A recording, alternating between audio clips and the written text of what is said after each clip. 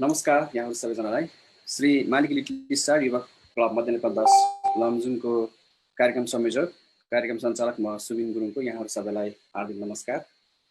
श्री मालिक little star युवा क्लबले मध्य नेपाल 10 लमजुङ र सुन्दर बजार 10 लमजुङको सेरोफेरोमा रहेर सामाजिक कार्यहरू गर्दै आइरहेकोमा शिक्षा र स्वास्थ्य क्षेत्रमा विशेष प्राथमिकताका साथ कार्यहरू गरिरहेको छ।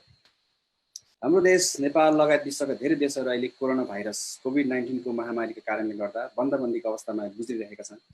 यसको असर सबै क्षेत्रमा परिरहेको छ, जसले मानिसको जनजीवन अस्तव्यस्त बनाइरहेको छ। यसै सन्दर्भमा मालिक लिटिल स्टार युवा क्लबको विशेष पहलमा विशेष गरी यासीको तयारी गर्नु भएका भाइ बहिनीहरू र अन्य विद्यार्थीहरूलाई समेत लक्षित गरी शिक्षा सम्बन्धी अनलाइन कार्यक्रमहरू सञ्चालन गरिरहेका थियौँ। यसै क्रममा आज हामी 6औं श्रृङ्खलामा छौँ। पहिलो श्रृङ्खलामा हामीले प्रविधि शिक्षा, कार्यक्षेत्र र नेपालमा यसको अवसर शीर्षकमा गणेश मालिका माविका पुगु विद्यार्थी प्रविधि क्षेत्रका सफल व्यक्ति रामकृष्ण परियारसँग छलफल गरेका थियौँ। दोस्रो श्रृङ्खलामा हामीले विद्यार्थी जीवन उत्प्रेरणा र उपलब्धि शीर्षकमा गणेश मालिका माविका पुगु विद्यार्थी साथै भूभू शिक्षक, एजुकेटर, रिसर्चर र शिक्षा क्षेत्रका सफल व्यक्ति जङ्गबहादुर हमालसँग छलफल गरेका थियौँ। तेस्रो श्रृङ्खलामा हामीले स्वास्थ्य क्षेत्रसँग सम्बन्धित रहेर मानव स्वास्थ्यमा शिक्षाको महत्त्व भन्ने विषयमा गणेश मालिका माविका भूगो विद्यार्थी र कोरोना महामारीको अवस्थामा पुरै समय सेवा गरिरहनुभएका स्वास्थ्य क्षेत्रका सफल व्यवसायी ईश्वर कुमार भण्डारीज्यूसँग स्वास्थ्य क्षेत्रको बारेमा छलफल गरेका थियौँ।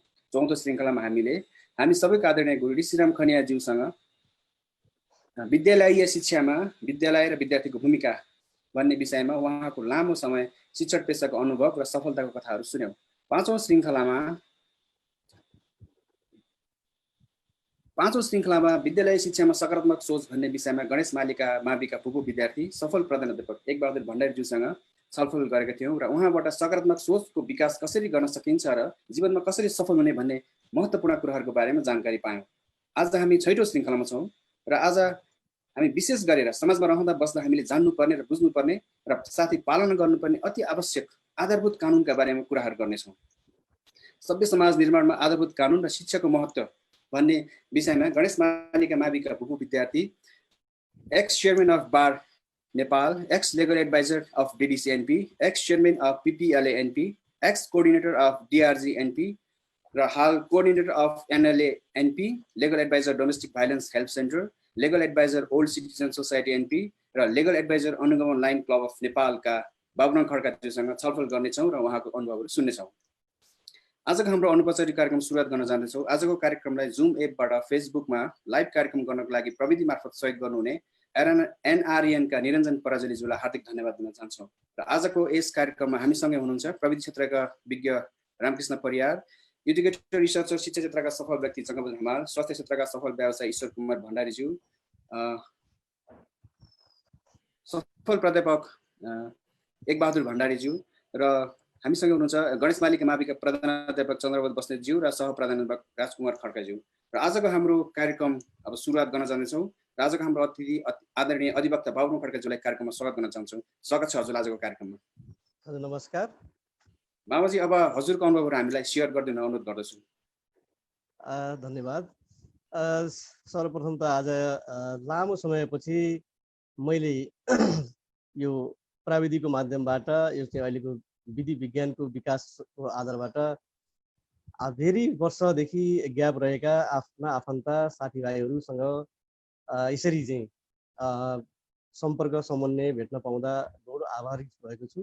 यस घडीमा मैले सर्वप्रथम मलाई यस धरतीमा टेकाउने जन्म दिने जन्मदाता मेरा शिक्षाका प्रेरक आदर्श गुरुहरू र पृष्ठपोषक अग्रज प्रति चाहिँ म नमन गर्न चाहन्छु। त्यस्तै नवीनतम सोच र नवीनतम क्रियाकलापका साथमा समय सापेक्षिक रूपमा व्यवस्थित र संयमित हुँदै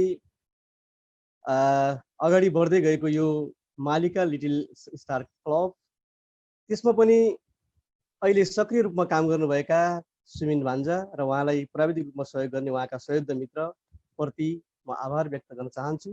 र अहिले मलाई सुनिरहनुभएका हेरिरहनुभएका समस्त मेरा शुभचिन्तक आफन्त र इष्टमित्र साथीभाइहरू प्रति म आभार तथा नमस्कार टक्राउन चाहन्छु। हरेक मानिसका आफ्ना जीवनी हुन्छन्, आफ्नो आत्मकथा हुन्छन्, आफ्नो किसिमका सङ्घर्ष, अनुभव र अनुभूतिहरू हुन्छ।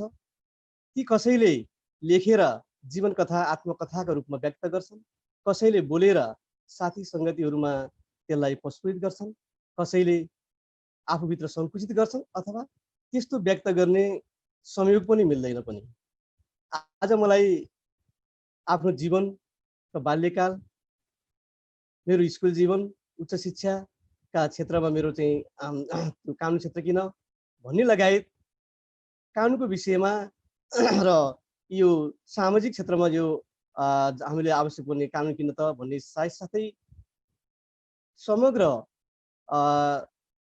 यो समसामयिक विषयहरूमा एससीका साथी के अरे विद्यार्थीहरूको समेतलाई एउटा सम्बोधन हुने गरी भोलि केही गर्दै गरेका युवा पीडितहरू, भोलि नयाँ जोस जाँगरका साथ सृजनशील एउटा ज्ञानशील क्षमता लिएर गएका विद्यार्थी भाइ बहिनीहरूलाई पनि केही टेवा मिल्ने, केही सहयोगी हुने र अन्यहरूसँग पनि अनुभव सारासार हुने जुन मौका रहिरहेको छ, यो एउटा संयोग हो भन्ने लाग्छ। मेरो बुझाइमा पढेर मान्छे पुरस्कृत हुँदैन, पढेपछि पुरस्कृत हुन्छ। जीवनको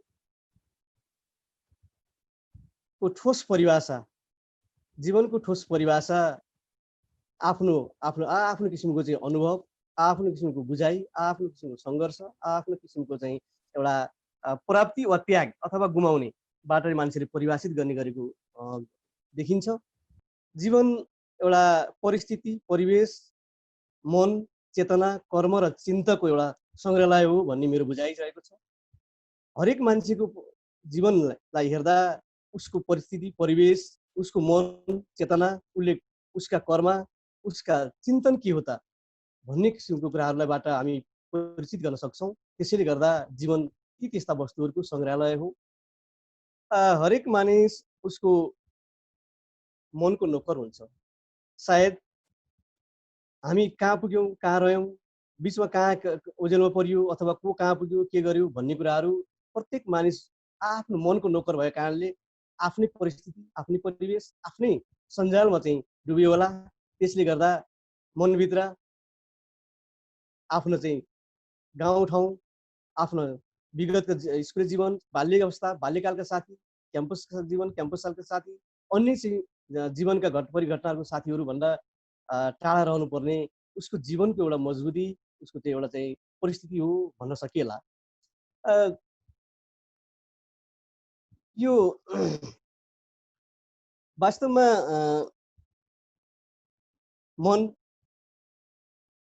हरेक मान्छेभित्रको मन भन्छु म, र त्यो मनले चाहिँ मन ठिक बेठिक चाहिँ छुट्याउने गर्छ। के काम गर्दा ठिक, के गर्दा बेठिक, के गर्दा उचित हुन्छ, के अनुचित हुन्छ, अथवा मैले के क्षेत्रमा कुन क्षेत्रमा लाग्दा उचित हुन्छ, के उचित हुन्न भन्ने कुरो उसभित्रको एउटा मनको सुटाहाट हुन्छ। त्यसलाई बुद्धिले चिराफारा गर्छ र चेतनाका आधारबाट विवेक र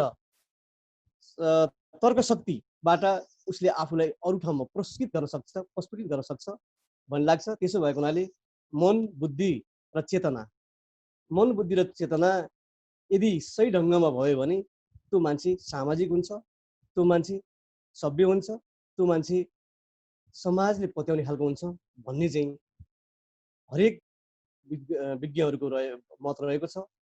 त्यसैले भन्ने गरिन्छ हरेक मान्छेले प्रत्येक 1 मिनटको 60 सेकेन्डमा 47 सेकेन्ड राम्रो सोच्ने क्षमता जन्मसिद्ध रूपमा प्राप्त गरेको हुन्छ। 13 सेकेन्ड नराम्रो उसले सोचेकै हुन्छ, चाहे त्यो राष्ट्रपति अथवा राजा होस्, राष्ट्रपति होस् अथवा हामी जनता होस्। हरेकलाई जन्ममा 1 सेकेन्डको 60 सेकेन्ड, 1 मिनटको 60 सेकेन्डमा 47 सेकेन्ड राम्रो सोच्ने क्षमता र 13 सेकेन्ड नराम्रो सोच्ने चाहिँ अवगुण दिएर पठाएको हुन्छ। जसले 47 सेकेन्डको राम्रो सोच अनुसार सोचाइलाई त्यसलाई चाहिँ आफ्नो त्यो मनलाई केन्द्रित गर्यो, आफ्नो बुद्धिलाई त्यसतर्फ लगायो र चेतना त्यही अनुसारको प्रस्फुटित गर्यो भने त्यो सामाजिक हुन्छ, समाजमा बस्न लायक हुन्छ, समाजको आँखामा कहिल्यै नबिजाउने हुन्छ। जसले 47 सेकेन्डलाई लापरवाही गर्यो, 47 सेकेन्डको पोजिटिभ थिङ्किङलाई लापरवाही गर्यो, 13 सेकेन्डको गलत सोचाइ चिन्तनलाई ऊर्जा थप्यो भने अथवा त्यसलाई चाहिँ मलजल गर्यो भने त्यसले चाहिँ समाज विरोधी काम, विकृत सङ्गत काम र अनुचित काम गर्छ र ऊ चाहिँ बाट कुनै न कुनै त्यो विसङ्गतिपूर्ण घटनाहरू घट्छ भन्ने देखिन्छ। त्यसैले गर्दा हरेक मान्छेले 13 सेकेन्डको गलत सोचाइलाई 47 सेकेन्डको उपयुक्त सोचाइले मिच्दै मिच्दै जानुपर्छ। त्यसो हुँदै गयो भने सबैको जीवन उपयोगी हुन्छ भन्ने लाग्छ र क्षेत्र, विषय, ठाउँ, परिस्थिति अथवा यो वा त्यो विषय भन्ने कुराहरूले केही फरक पार्दैन। मुख्य रूपमा मन, बुद्धि र चेतना सही ठाउँमा हुनुपर्छ भन्ने विषय वस्तु अथवा उसको चाहिँ कुन क्षेत्रमा काम गरिरहेछ, के काम गरिरहेछ, कुन दर्जामा छ, कुन अवस्थामा छ, कुन पोर्टफोलियो छ भन्ने कुराहरू ठुलो महत्त्व राख्दैन। ठुलो महत्त्व भनेको उसको ज्ञान, सिप, क्षमता, सम्मान र उसको नैतिकता हो। र परिणाममुखी जीवन बनाउनका लागि पनि पहिलो कुरो उसले सो अध्ययन गर्नुपर्ने हुन्छ। आफूले आफैको अध्ययन गर्नुपर्छ। म कहाँ छु, के छु, को हुँ, के हुँ। त्यस्तै अनि उमेर, अवस्था र परिस्थिति के अरे आवश्यकता अनुसारको पुस्तकहरू अध्ययन गर्नुपर्छ। त्यसपछि जगत र दुनियाँको विषयमा पनि अध्ययन गर्न सक्यो भने उसले जीवनमा कहीँ पनि हन्डर खानु पर्दैन। जसले सो अध्ययन गर्दैन, अरूको ईर्ष्या गर्छ, पुस्तकको खोजी नीति र अध्ययन गर्दैन, कहीँ सुनेका भरमा मात्रै, मिडियाका भरमा, अरूले भनेका भरमा मात्रै गफ गर्छ अथवा अरूको बारेमा उसले चासै गर्दैन, अरूलाई सम्मान दिने, अरूको सरकार गर्ने गर्दैन, सायद उसले जतिसुकै विद्वता हासिल गरे पनि, जतिसुकै धन सम्पत्ति आर्जन गरे पनि त्यसको माने र मतलब रहन सक्दैन। त्यसले गर्दा सो अध्ययन, पुस्तकको अध्ययन, जगत र दुनियाँको अध्ययनबाट आफूलाई पुरस्कृत गर्दै गयो भने सायद त्यही मान्छे सामाजिक मान्छे हुन्छ होला। यस अवसरमा आज मैले जुन अवसर पाइरहेको छु, यो अवसरमा मैले यहाँहरू सबैका अगाडि मेरो बाल्यकाल, स्कुले जीवन, उच्च शिक्षाका सन्दर्भहरू जोड्दै सामान्य जीवनमा चाहिँ कानुनको के अरे कानुनको महत्त्व के रहन्छ, कानुन को चाहिँ सम्बन्ध शिक्षामा कसो रहन्छ भन्ने कुराहरूलाई राख्दै अन्य चाहिँ अब भोलिका पिँढीहरूले कसरी अगाडि बढ्ने त लगायतका एकसित तयारी रहेका अथवा अन्य शिक्षामा लागेका साथीहरू कसरी रहने भन्ने कुराहरू जोड्दै गएँ भने सान्दर्भिक होला भन्ने लाग्छ। खासै भन्यो भने यसमा म कुनै विज्ञ र विद्वता चाहिँ होइन। एउटा कानुनको विद्यार्थी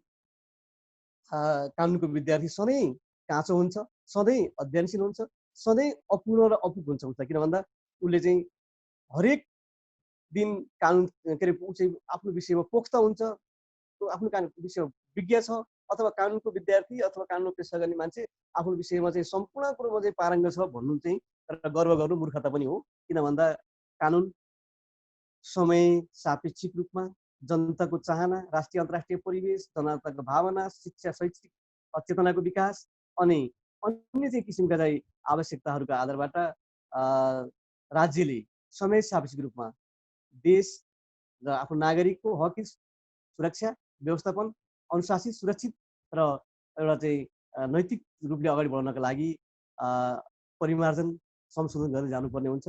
त्यसैले गर्दा कानुनको विद्यार्थी सधैँ विद्यार्थी नै रहन्छ, अध्ययनमै रहन्छ भन्ने मेरो बुझाइरहेको छ। यस सन्दर्भमा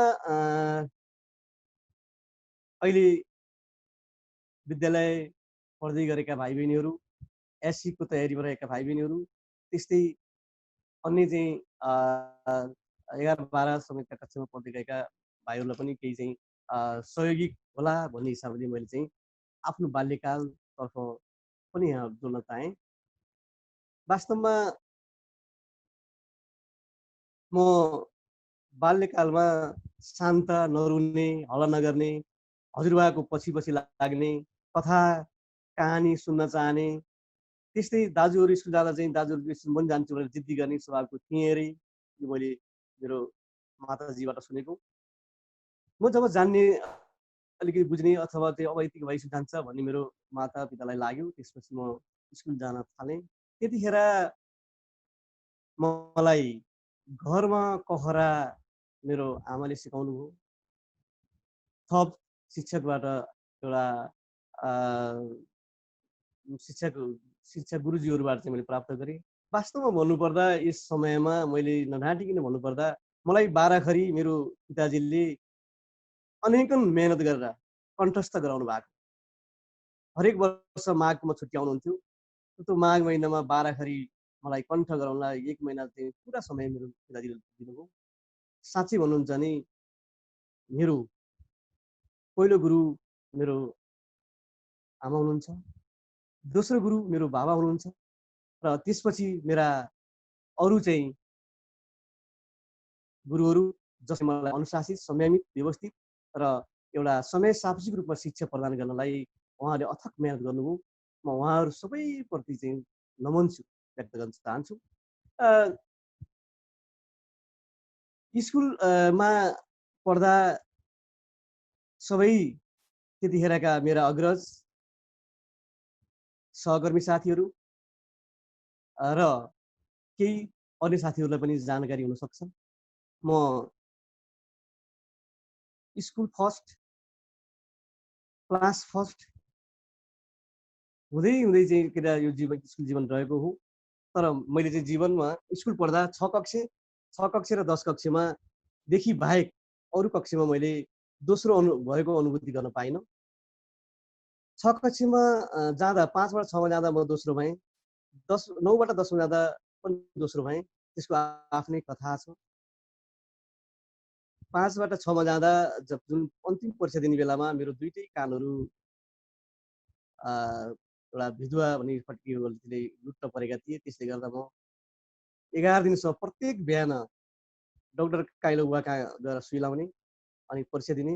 साँझ आएर चाहिँ घाममा पन्ध्र घाम भएपछि चाहिँ माइल ठोकरी बुवा कहाँ गएर टिपाउने गर्दै गएको हुनाले त्यो पीडाको अनुभूतिले गर्दा म सेकेन्ड हुन पुगेँ। फेरि त्यसपछि माथि क्लासमा फर्स्टै हुने गएँ। अनि 9 बाट 10 मा जाँदा म फेरि संजोगले सेकेन्ड भएँ, किनकि त्यतिखेर मभन्दा अघिल्लो ब्याचको 9 कक्षाको सेकेन्ड भाइ मेरा अङ्कल रणबहादुर खड्का पुरै क्लास पढेर दोहोऱ्याउनु भएको थियो।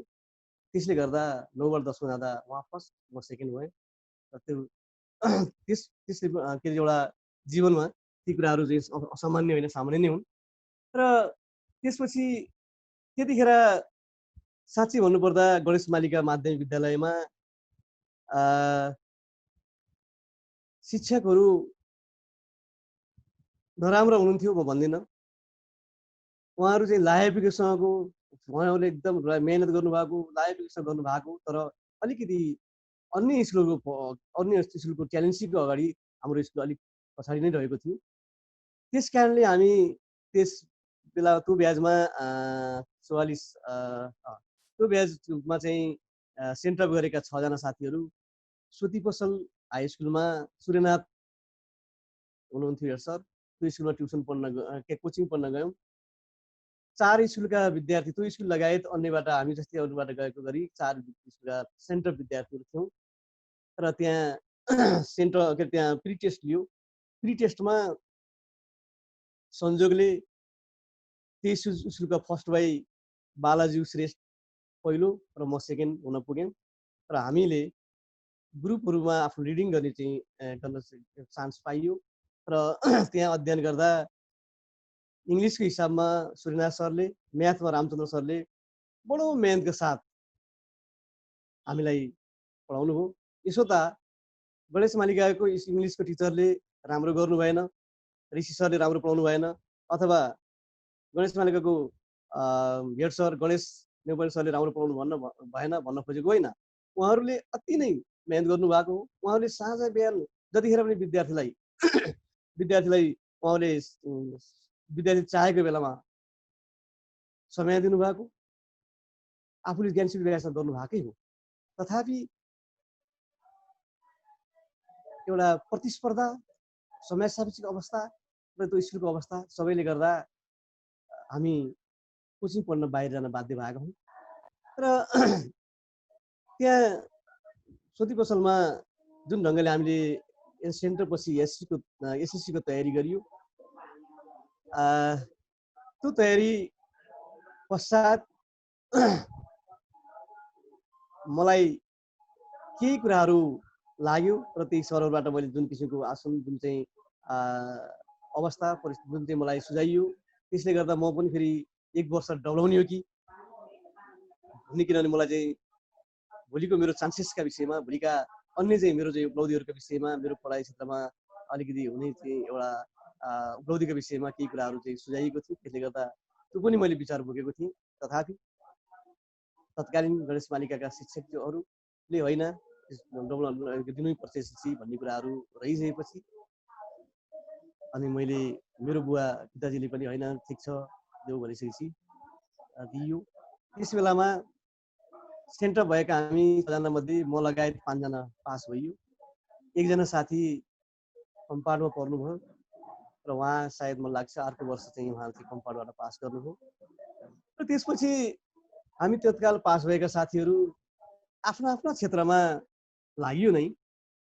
र यो विद्यार्थी जीवनमा साँच्चै भन्नुपर्दा म अलिकति छुट्टै खालको पढाइमा सोच राख्थेँ भन्ने मलाई लाग्छ। यो मेरो घमण्ड होइन। म स्कुलमा पढिसकेपछि घर आएपछि नास्ता सँगसँगै सबै होमवर्क सक्थेँ। राति सबै खाना खाएर सुतिसकेपछि म पनि चाँडै नै सुत्थेँ र सबै खाना सुतिसकेपछि 1-2 बजे बिउजिएपछि त्यतिखेर यस्तो बिजुलीको सुविधा थिएन, लाइटहरूको सुविधा थिएन। त्यतिखेर टुक्की, मट्टितेलको टुक्की, मट्टितेलको चाहिँ बढी भए चाहिँ लालटिन, मोमबत्तीसम्म पनि पाइन्थेन र त्यसको भरमा पढिन्थ्यो। र त्यो पढ्दै जाँदा मैले मेरो हजुरआमाले आफू बिउजिएपछि बाबु कति पढेको त बिरामी भइन्छ भनेर बत्ती निभाउनुहुन्थ्यो र म सुत्थेँ। मलाई कहिल्यै पनि त्यो हाई स्कुल लेभलमा पढाइमा दिक्क पनि लागेन, थकाइ पनि लागेन र म प्राय जसो अघिल्लो दिनमा भ्याएसम्म भोलिपल्ट पढाउने विषय पनि हेरेर पढेर जाने गर्थेँ जति भ्याइन्छ। त्यसले गर्दा होला मलाई पढाइ जुन हाई स्कुल लेभलमा जुन किसिमको एउटा मैले घरयासी वातावरण पाएँ, स्कुलमा पनि सरहरूको चाहिँ त्यत्तिकै माया ममता पाएँ। सरहरूले चाहिँ कहिल्यै पनि म प्रति त्यस्तो नराम्रो किसिमको व्यवहार गरेको गर्नु परेको पनि स्थिति थिएन र गरेको अवस्था पनि मलाई चाहिँ कुनै जानकारी छैन। र त्यसैले गर्दा एउटा हाई स्कुल लेभल मैले पार गरेँ र त्यसपछि म उच्च शिक्षा अध्ययनका लागि पिएन क्याम्पस पोखरा गएँ। वास्तवमा त्यहाँ मेरो अङ्कल रणबहादुर खड्का र म सँगै गएका थियौँ र म्याथमा अलिकति बढी रुचि राख्ने, म्याथमा अलिकति राम्रो नै भएको हिसाबले हामी सल्लाह गरेर म्याथै पढ्ने किसिमले गएका थियौँ र अङ्कल रणबहादुरले एजुकेसनमा म्याथ लिएर पढ्ने इच्छा जाहेर गर्नुभयो, त्यसमै भर्ना हुनुभयो। मैले आर्ट्समा म्याथ लिएर आर्ट्स पढ्छु भनेर चाहिँ मैले नि चाहना गरेँ। त्यहाँ म फर्म भरेँ, नाम निस्कियो।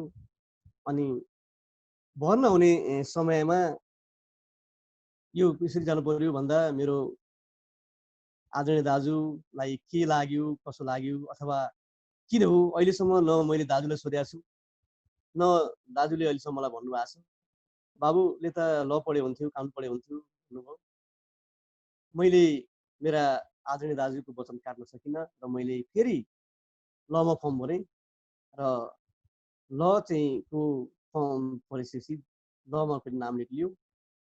लमा नाम निक्लिसकेपछि म दोधारमा परेँ, आर्ट्स पढौँ ल पढौँ, आर्ट्स पढौँ ल पढौँ भन्ने गर्दा र पछि फेरि हाम्रो क्षेत्रमा कानुन पढेको पनि कोही छैन, राम्रो यो कानुन पढ्दा राम्रो हुन्थ्यो कि भन्नुभयो र मैले अरू सबै कुराहरूलाई अब नयाँ थियो, म्याथ पढेर जाने, म्याथमा जाने कुरो त सहजै थियो जस्तो लाग्छ। कानुन त के हो कसो नबुझेको नपढेको विषय। ठिक छ, दाजुको इच्छा रह्यो, ठिक छ भनेर म चाहिँ कानुनमा प्रवेश गरेँ। कानुनमा प्रवेश गर्दै गइसकेपछि नयाँ नयाँ विषयवस्तुहरू, कानुनका विषयवस्तुमा पढ्दा के भने सबै कुराहरू मानवीय जीवनमा, सामाजिक जीवनमा, व्यवहारिक जीवनमा देखा पर्ने आइरहने कुराहरूसँग सम्बन्धित हुँदा अलिक त्यो त विषय त ठिकै रहेछ भन्ने कुराहरूले मलाई झकझकायो र म्याथ पढ्न नपाएको जुन त्यो मेरो एउटा आत्ममा चाहिँ एउटा थियो त्यो चाहिँ त्यसलाई चाहिँ मेटाउँदै गयो। जब कानुनको विद्यार्थीको हिसाबले अदालतको क्रियाकलाप र बहस बहसको के अरे अवलोकन गर्नका लागि भनेर क्याम्पसले जब कोर्टमा लग्यो त्यहाँ हेरिसकेपछि मलाई साँच्चै ठिक ठाउँमा प्रवेश गरेछु।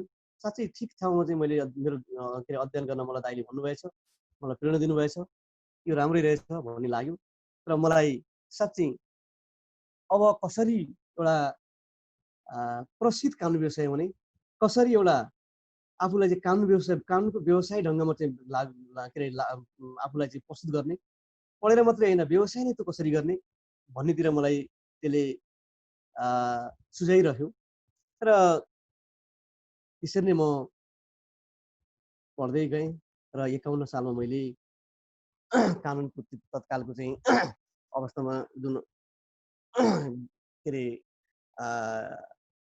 बिएल थियो पास गरेँ र म फेरि डिग्री पढ्नतर्फ अगाडि सरेँ। पोलिटिकल साइन्समा डिग्री र नेपाली लिएर अन इयर बिएडमा म भर्ना भएँ। त्यतिखेर मेरो भर्नाको विषयमा केही चर्चा पनि चल्यो किनकि एउटै मान्छे एकै समयमा डिग्री पनि विद्यार्थी छ अनि एजुकेसन पनि विद्यार्थी छ, यो कसरी हुनसक्छ भन्ने कुराहरू पनि त्यहाँ चर्चा परिचर्चा चले।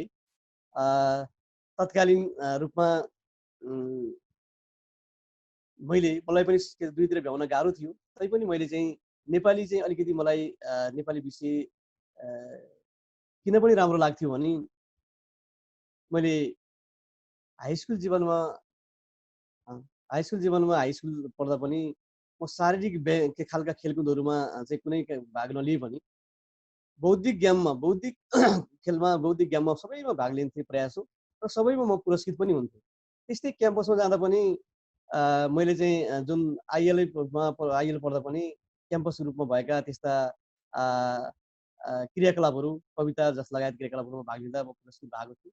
त्यसले गर्दा अझै मलाई नेपाली विषयमा अलिकति यो ग्रामेटिकल हुनु पर्यो, यसको व्याकरणमा अलिकति हुनुपर्छ, त्यसलाई गर्दा साहित्य र व्याकरणलाई पनि राम्रो चाहिँ ध्यान दिनुपर्छ भनेर म नेपाली पढ्ने मलाई अनेर बिल पढ्ने इच्छा जागेको थियो।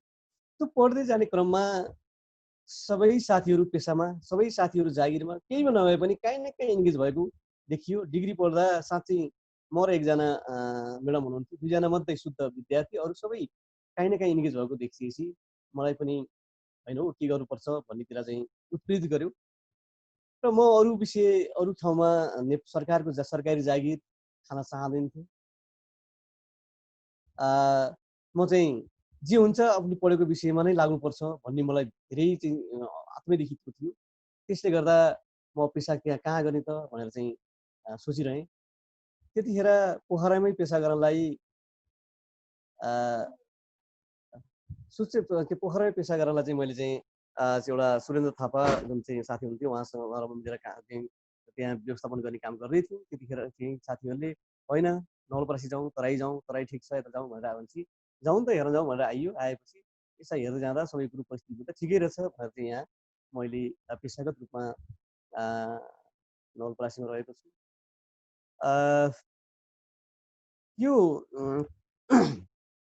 पेसागत रूपमा यहाँ रहँदा मैले यो जिल्ला मेरो लागि म लमजुङको मान्छे, जन्मिएको अध्ययन के अरे बाल्यकाल बिताएको लमजुङ, विद्यार्थी जीवन बिताएको चाहिँ कास्की पोखराको मान्छे। यहाँ तराई एउटा बोर्डरको नजिक आउँदा भाषा, यहाँको रहनसहन, यहाँको परिस्थिति अवस्थाले गल्तीको गरियो कि भन्ने लागिरहेको थियो। तर बिस्तार मैले यहाँ चाहिँ टेक अफ गर्दै गएँ। त्यो गर्ने क्रममा मैले धेरै चान्सेसहरू पनि यहाँ पाएँ। विशेष गरेर यो कानुनको विद्यार्थी भएको नाताले यहाँ मैले विभिन्न खालको चाहिँ ट्रेनरको रूपमा के अरे भूमिका निर्वाह गर्ने, सामाजिक परिवर्तनमा एउटा चाहिँ केही न केही आफ्नो चाहिँ योगदान पुर्याउने कामहरू गर्न पाएँ। त्यसले गर्दा अझै मलाई के लाग्यो भने हो म त कानुनको विद्यार्थी यदि कानुनको प्र्याक्टिस गर्छ, वकिल भएर काम गर्छ भने ऊ अनुशासित हुन्छ, मर्यादित हुन्छ, व्यवस्थित हुन्छ, वा उसले कसैको नाम बेच्दैन, आफ्नै ज्ञान कसैले चाहिँ कुनै कुरो ठेक्का लिँदैन, यसो गर्छु उसो गरेर ठेक्का लिँदैन, आफ्नो ज्ञान क्षमताका साथ स्वयंमान साथ लाग्छ भने ऊ गर्वले शिर ठाडो गरेर हरेक ठाउँमा चाहिँ कोर्ट अफसरको रूपमा पुग्यो, अड्डा अदालतमा जाँदा कोर्ट अफसरको सम्मान साथ रहन पाउँछ। यो कुराले मलाई छोयो र म त्यो भूमिकालाई अहिलेसम्म जीवन्त राख्ने काममा प्रयास गरिरहेको छु।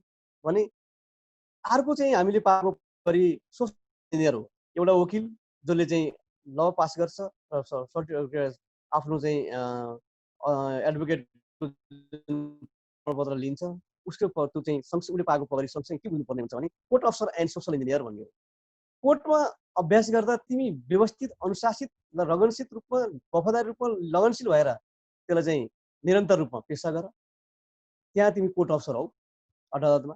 समाजमा जाँदा तिमी एउटा सचेत नागरिक पनि हौ, तिमीलाई ज्ञान के अरे कानुनका विषयमा थाहा छ, तिमीलाई सामाजिक परिवर्तनको विषयमा थाहा, के अरे अवस्थाको विषयमा थाहा छ। त्यसले गर्दा समाजमा जाँदा तिमी सामाजिक अभिनेता पनि हौ, सामाजिक परिवर्तन गर्ने तिम्रो भूमिका पनि तिम्रो रहन्छ। त्यसो भएर तिमी समाजमा जाँदा तिमी सोसल इन्जिनियर हौ भन्ने चाहिँ हामीले चाहिँ सुझाएको थियो। त्यसले गर्दा त्यो अवसर मैले यो ठाउँमा आएर पाएँ भन्ने लाग्छ। मैले अहिलेसम्म कहीँ कतै पनि मन नदुखाइकन, मन लाग्छ अरूको पनि मन दुखाएको छु भन्ने लाग्दैन पेसामा रहँदा कुनै सेवाकर्मीहरूको लागि।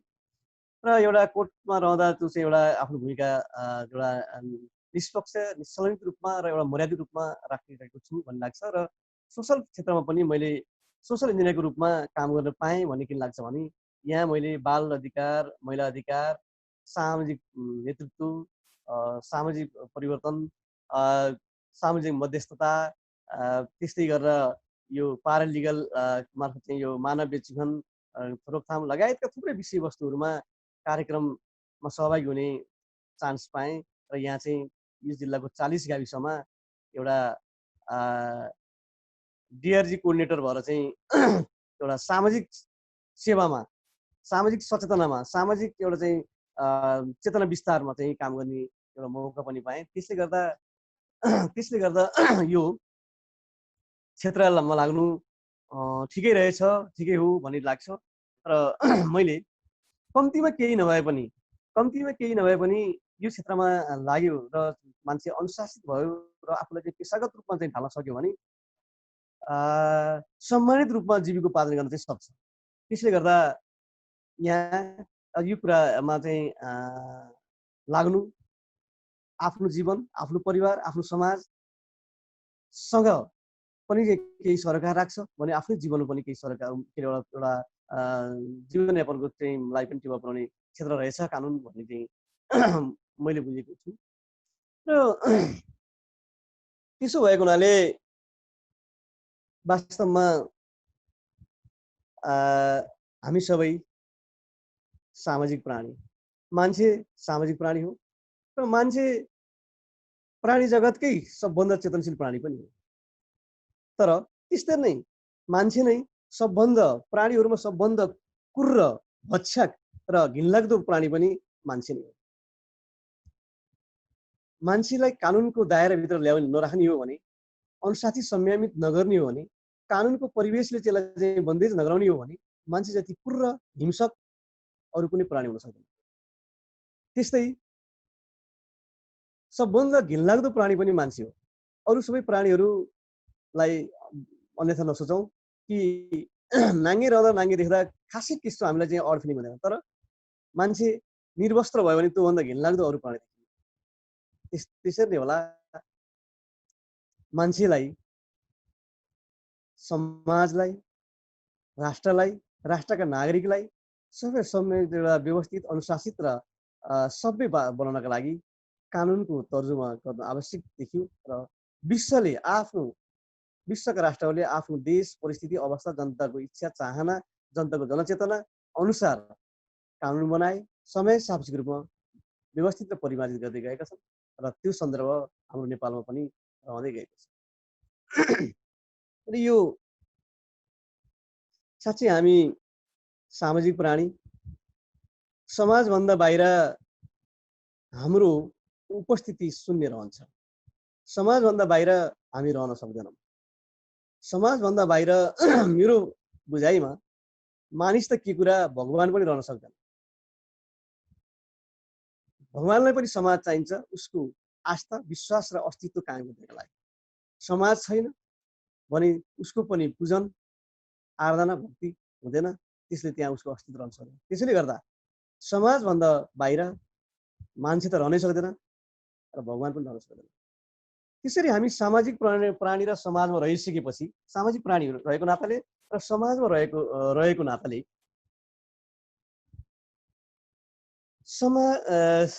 समाजलाई व्यवस्थित, मर्यादित, अनुशासित, संयमित र व्यवस्थित रूपले समय सापेक्षिक अगाडि सार्नका लागि कानुन चाहिन्छ।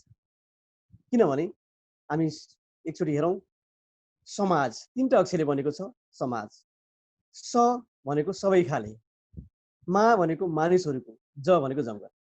पनि सही छ हैन? सबै खाले मानिसहरूको जमघट भएर नै समाज बनियो। त्यसो भएको त्यहाँ विभिन्न जाति धर्म वर्ण आस्था लिङ्गका मान्छेहरू हुन्छन्, विभिन्न चाहिँ उत्पत्तिका, विभिन्न सोच रहेका, सकारात्मक सोच नकारात्मक सोच रहेका मान्छेहरू हुन्छन्। अनि त्यसो भएकोले ती सबैलाई एउटा चाहिँ त अनुशासित व्यवस्थित सामाजिक र मर्यादित बनाउनका लागि कानुनको आवश्यकता पर्छ। त्यसो भएर होला राज्यले आफ्नो राज्य अनुकूल, राज्यको अवस्था परिस्थिति अनुकूल र समयलाई पनि हेरेर कानुनहरू तर्जुमा गर्ने, परिमार्जन गर्ने कामहरू गरिरहेको छ। र यो कानुन वास्तवमा मैले पढेँ त्यसो सबैले पढ्नुपर्छ भन्ने अर्थमा होइन, तर एउटा नागरिक भएको नाताले, हरेक नागरिक भएको नाताले कानुन जान्नै पर्छ, बुझ्नै पर्छ। कानुनको क्षेत्रमा काम गर्ने होस् नहोस्, जागिरको क्षेत्रमा खास नहोस्, त्यो अरू फरक कुरो होला। तर आफ्नो दैनन्दिन एउटा जीवनशैली अगाडि बढाउनका लागि पनि कानुनको आवश्यक पर्छ भन्ने देखिन्छ। किनकि कानुनको अज्ञानता क्षम्य हुँदैन। इग्नोरेन्स ल इज नो एक्सक्युजेबल भन्छ कानुन। कानुनको अज्ञानता क्षम्य हुँदैन। हरेक नागरिकले कानुन जानेकै छन्, बुझेकै छन्, जान्नै पर्छ, बुझ्नै पर्छ। कुनै घटना अथवा कुनै काम कारबाही भइसकेपछि मैले कानुन नजानेर यस्तो भयो, कानुन जानेको भए म यो गर्दैन थिएँ, म सरी, मलाई माफ पाऊँ, मैले कानुन नजाने गरेको भन्ने हिसाबले उसले माफ पाउनेवाला छैन, क्षमा पाउनेवाला छैन। त्यसो भएको हुनाले कम्तीमा पनि आफू सम्बन्धित सरकार राख्ने, आफ्नो गाउँ सहर समाज र आफ्नो व्यवहारिक जीवनमा काम लाग्ने कुराहरूसम्म काम चाहिँ भए पनि कानुनको चाहिँ जानकारी रहनुपर्छ भन्ने मान्यता कानुनले राख्दछ। र यो कानुन कानुनलाई हेर्ने क्रममा पनि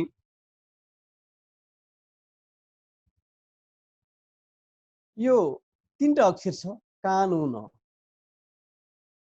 यसलाई चाहिँ हामी अक्षरहरू फोडेर हेरौँ, जस्तै अगाडिका 2टा अक्षर कानु भनौँ, यसले कसैलाई देख्दैन, हेर्दैन, अथवा यो अन्धो छ, यो आफै पहिल्यै बोल्दैन, पहिल्यै भन्दैन, पहिल्यै केही गर्दैन, यसले देख्दैन, हेर्दैन।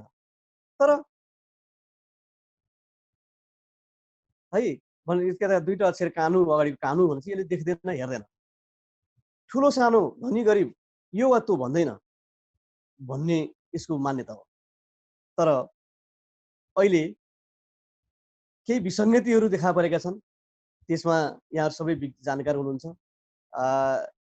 किनभने अहिले कानुनमालाई चाहिँ के त भन्दा कानुनको क्षेत्रमा काम गर्ने, कानुनलाई व्याख्या गर्ने, कानुनलाई चाहिँ गर्ने क्षेत्रका मान्छेहरू अलिकति बढी चलाख भएर चाहिँ यो चाहिँ जुन चाहिँ ठुलो सानो भन्दैन, धनी गरिब भन्दैन भन्ने कुराहरूमा काहीँ कता फरक आएको हो कि भन्ने कुराहरू जनगणना देखिन्छ। त्यस्तै अगाडिको अक्षर र पछाडिको अक्षर जो मात्र हेरौँ, बिचको हटाएर हेरौँ, कान यो सधैँ चलाख भइरहन्छ। यसले घटना अवस्था परिस्थिति अवस्थामा ध्यान दिइरहेको हुन्छ, कहाँ के घटना गर्छ, कस्तो घटना गर्छ, कसले घटाउन घटाउँछ भन्ने किसिममा त्यस्तो सधैँ घटना परिघटना अवस्था र चाहिँ आवश्यकताहरू पनि का बारेमा चाहिँ यसले ध्यान दिइरहेको हुन्छ है। र त्यसलाई कानुनको दायरामा ल्याउने काम गर्छ र समय सापेक्षिक रूपमा कानुनलाई पनि व्याख्या परिमार्जन गर्नेतिर पनि यसले यो चाहिँ त्यत्तिकै सजग छ भन्ने देखाउँछ। भने अगाडि को अक्षर छोडेर बिचका चाहिँ अगाडिको अक्षर छोडेर बिचको दुईटा अक्षर मात्रै हेरौँ। नुन नुन यदि कसैले गल्ती गरिहाल्यो भने त्यसको परिणाम उसले चाहिँ नुनभन्दा चर्को भोग्नुपर्छ है। यो कडा हुन्छ, यसले छोड्नेवाला छैन। गल्ती गरिसकेपछि उसले परिणाम चाहिँ उसले नुनभन्दा पनि चर्को भोग्नुपर्छ भन्ने यसको चाहिँ मान्यता हो। तर अहिले कहीँ कतै गल्ती गर्नेहरू पनि यो वा त्यो नाममा उम्किएका उज्यालोमा परेका ती अथवा चाहिँ त्यो आश्रय पाएका कुराहरूले गर्दा यस्तो कानुनको जुन मर्म छ, मैले जुन भने कानुनलाई फ्याक्चर गर्दा कानुन यसको चाहिँ जुन किसिमले हामी चाहिँ यसलाई चाहिँ सिकाइन्थ्यो, पहिला अर्थाइन्थ्यो र चाहिँ हामीले बुझाइयो त्यो चाहिँ अलिक चाहिँ फरक हो कि होइन?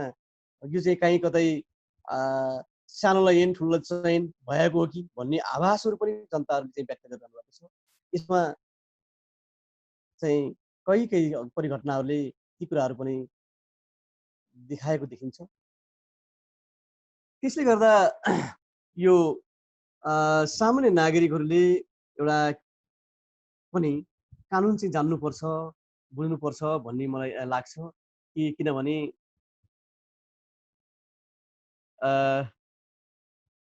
यो कानुनको अज्ञानता क्षम्य हुँदैन। सुतेर बस्नेलाई भगवानले न त भाग्यले न त कानुनले साथ दिन्छ भन्ने चाहिँ मान्यता रहेको छ। त्यस्तै सधैँ सजग हुने मान्छेलाई भाग्यले पनि भगवानले पनि कानुनले पनि साथ दिन्छ भन्ने छ। आफ्नो बारेमा आफै सजग हुनुपर्छ है, अरूले गर्दिन भनेर भन्ने होइन। भन्ने साथै आफ्नो अधिकार कर्तव्य दायित्व बारे सधैँ सजग रह्यो भने त्यसले चाहिँ काहीँ ठेस खानु पर्दैन भन्ने रहेको हुनाले कानुनको विषयमा जानकारी जान्नु उचित हो, मानवीय जीवन हो भन्ने लाग्छ।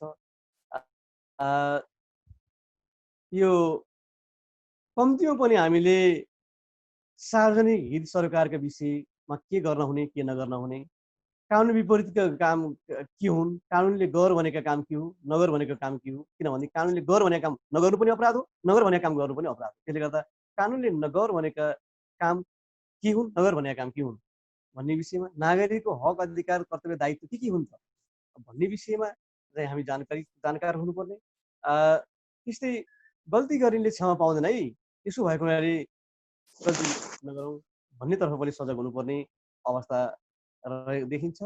त्यस्तै कुनै घटना परिघटनाहरूमा दोहोरो सजायको भागीदार नहुने, दोहोरो चाहिँ कारबाही नहुने, अनि त्यस्तै एउटा के अरे कुन घटना परिस्थितिहरू कुन अवस्थाहरूमा म समाजमा मैले राम्रै काम गर्दा पनि कहीँ कतै अरूको अहित केले हुन सक्छ त?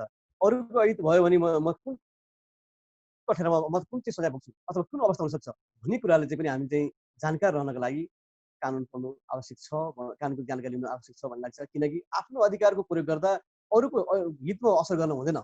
आफ्नो अधिकार आफ्नो घरभित्र आफ्नो काम गरेको छु अथवा मेरो घरमा मेरो जग्गाभित्र गरेको छु भन्दैमा हुँदैन। त्यसले अरूलाई चाहिँ अथवा सार्वजनिक रूपमा सार्वजनिक अहित गर्यो अथवा अरू छिमेकीको पनि अहित गर्ने काम गर्यो भने त्यो पनि एउटा चाहिँ के त कानुन विपरीत काम हुन सक्छ।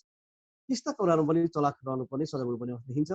त्यसले गर्दा त्यसको साथसाथै सामान्य रूपमा हाम्रो व्यक्तिगत जीवनमा आइपर्ने व्यक्तिगत घटना दर्ता, विवाहपछिको सम्बन्ध विच्छेद, पारिवारिक जीवन, अंशबन्ध, औचाली, सम्पत्तिको स्वामित्व, भोग सम्बन्धी, जग्गा आवाज सम्बन्धी, भोग चलन सम्बन्धी लेनदेन, अनि त्यस्तै करार गर्ने कुराहरू, सार्वजनिक सम्पत्तिका संरक्षण कुराहरू, सार्वजनिक शान्ति, न्याय, स्वास्थ्य, सुरक्षा र सुविधा, त्यस्तै नैतिकताका कुराहरू, लुटपिट, कुटपिट, चोरी, ठगी, गाली बेइज्जती, ज्यान, दौरापतन अथवा मानव विचलन, लागु औषध जस्ता विषयहरूमा के कस्तोका कुराहरू चाहिँ व्यवस्थित छ त, सरकारले गरेका छ त भन्ने कुरोहरूमा सामान्यतया पनि हामीले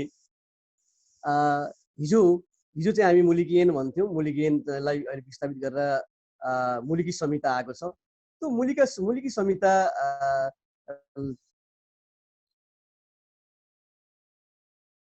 लाई लियो भने त्यहाँ मुलुकी संहिता, देवानी कार्यविधि संहिता, अपराध संहिता, फौजदारी कार्यविधि संहिता, सजाय निदान समिति संहिता, ती सबै कुराहरू एकै ठाउँ राखिदिएको छ।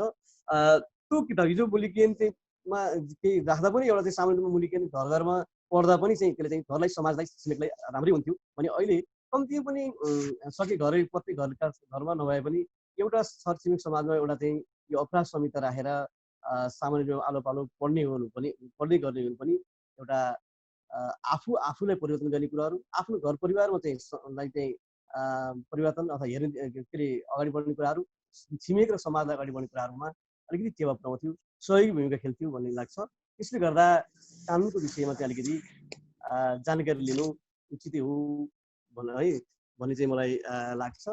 र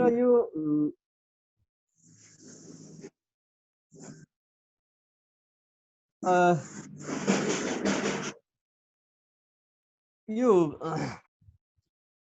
कानुनमा अहिले चाहिँ वास्तवमा यो अहिलेको शिक्षा जस्तै हाम्रो हाई स्कुल लेभलमा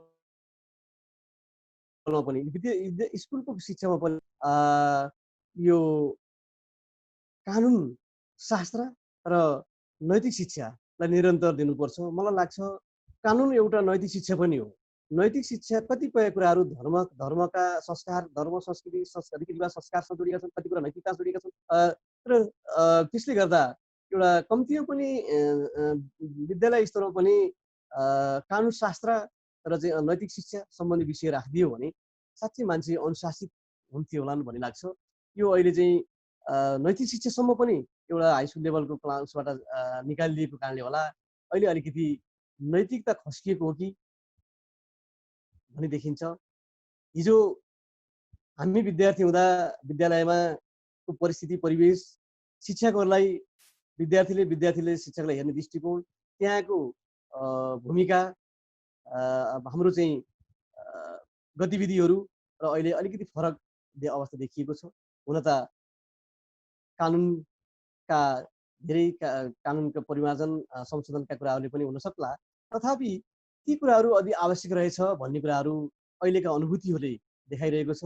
त्यसो भएर होला राज्यले अहिले यो संहितामा नैतिकता विरोधी अपराधका लागि पनि समेटेर ल्याएको छ। यो संहिता ल्याउँदा भनेपछि नैतिकता भन्ने कुरो चाहिँदो रहेछ, नैतिकता भनेको नै कानुन रहेछ भन्ने कुरालाई चाहिँ राज्यले पनि अहिले सोच राखेको देखिन्छ। त्यसो भएको हुनाले यो शिक्षामा हाई स्कुल लेभलमा ती विषयहरूलाई कम्तीमा पनि नैतिक शिक्षालाई निरन्तर दिने त्यो ढङ्गले अगाडि बढायो भने पनि अलिकति सभ्य समाज निर्माणका लागि सभ्य व्यक्ति, सभ्य परिवार, सभ्य समाजलाई ती विद्यार्थीहरूबाट ती भूमिका के अरे त्यस्तो खालको भूमिकाको अपेक्षा गर्न सकिन्थ्यो।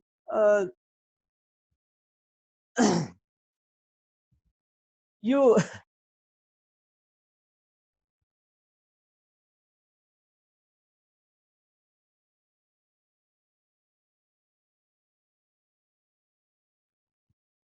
कानुन चाहिँ मान्छेले उसको काम कर्तव्य अधिकार दायित्व उसको काम कर्तव्य अधिकार दायित्वको बारेमा पनि बोध गराउने भएको हुनाले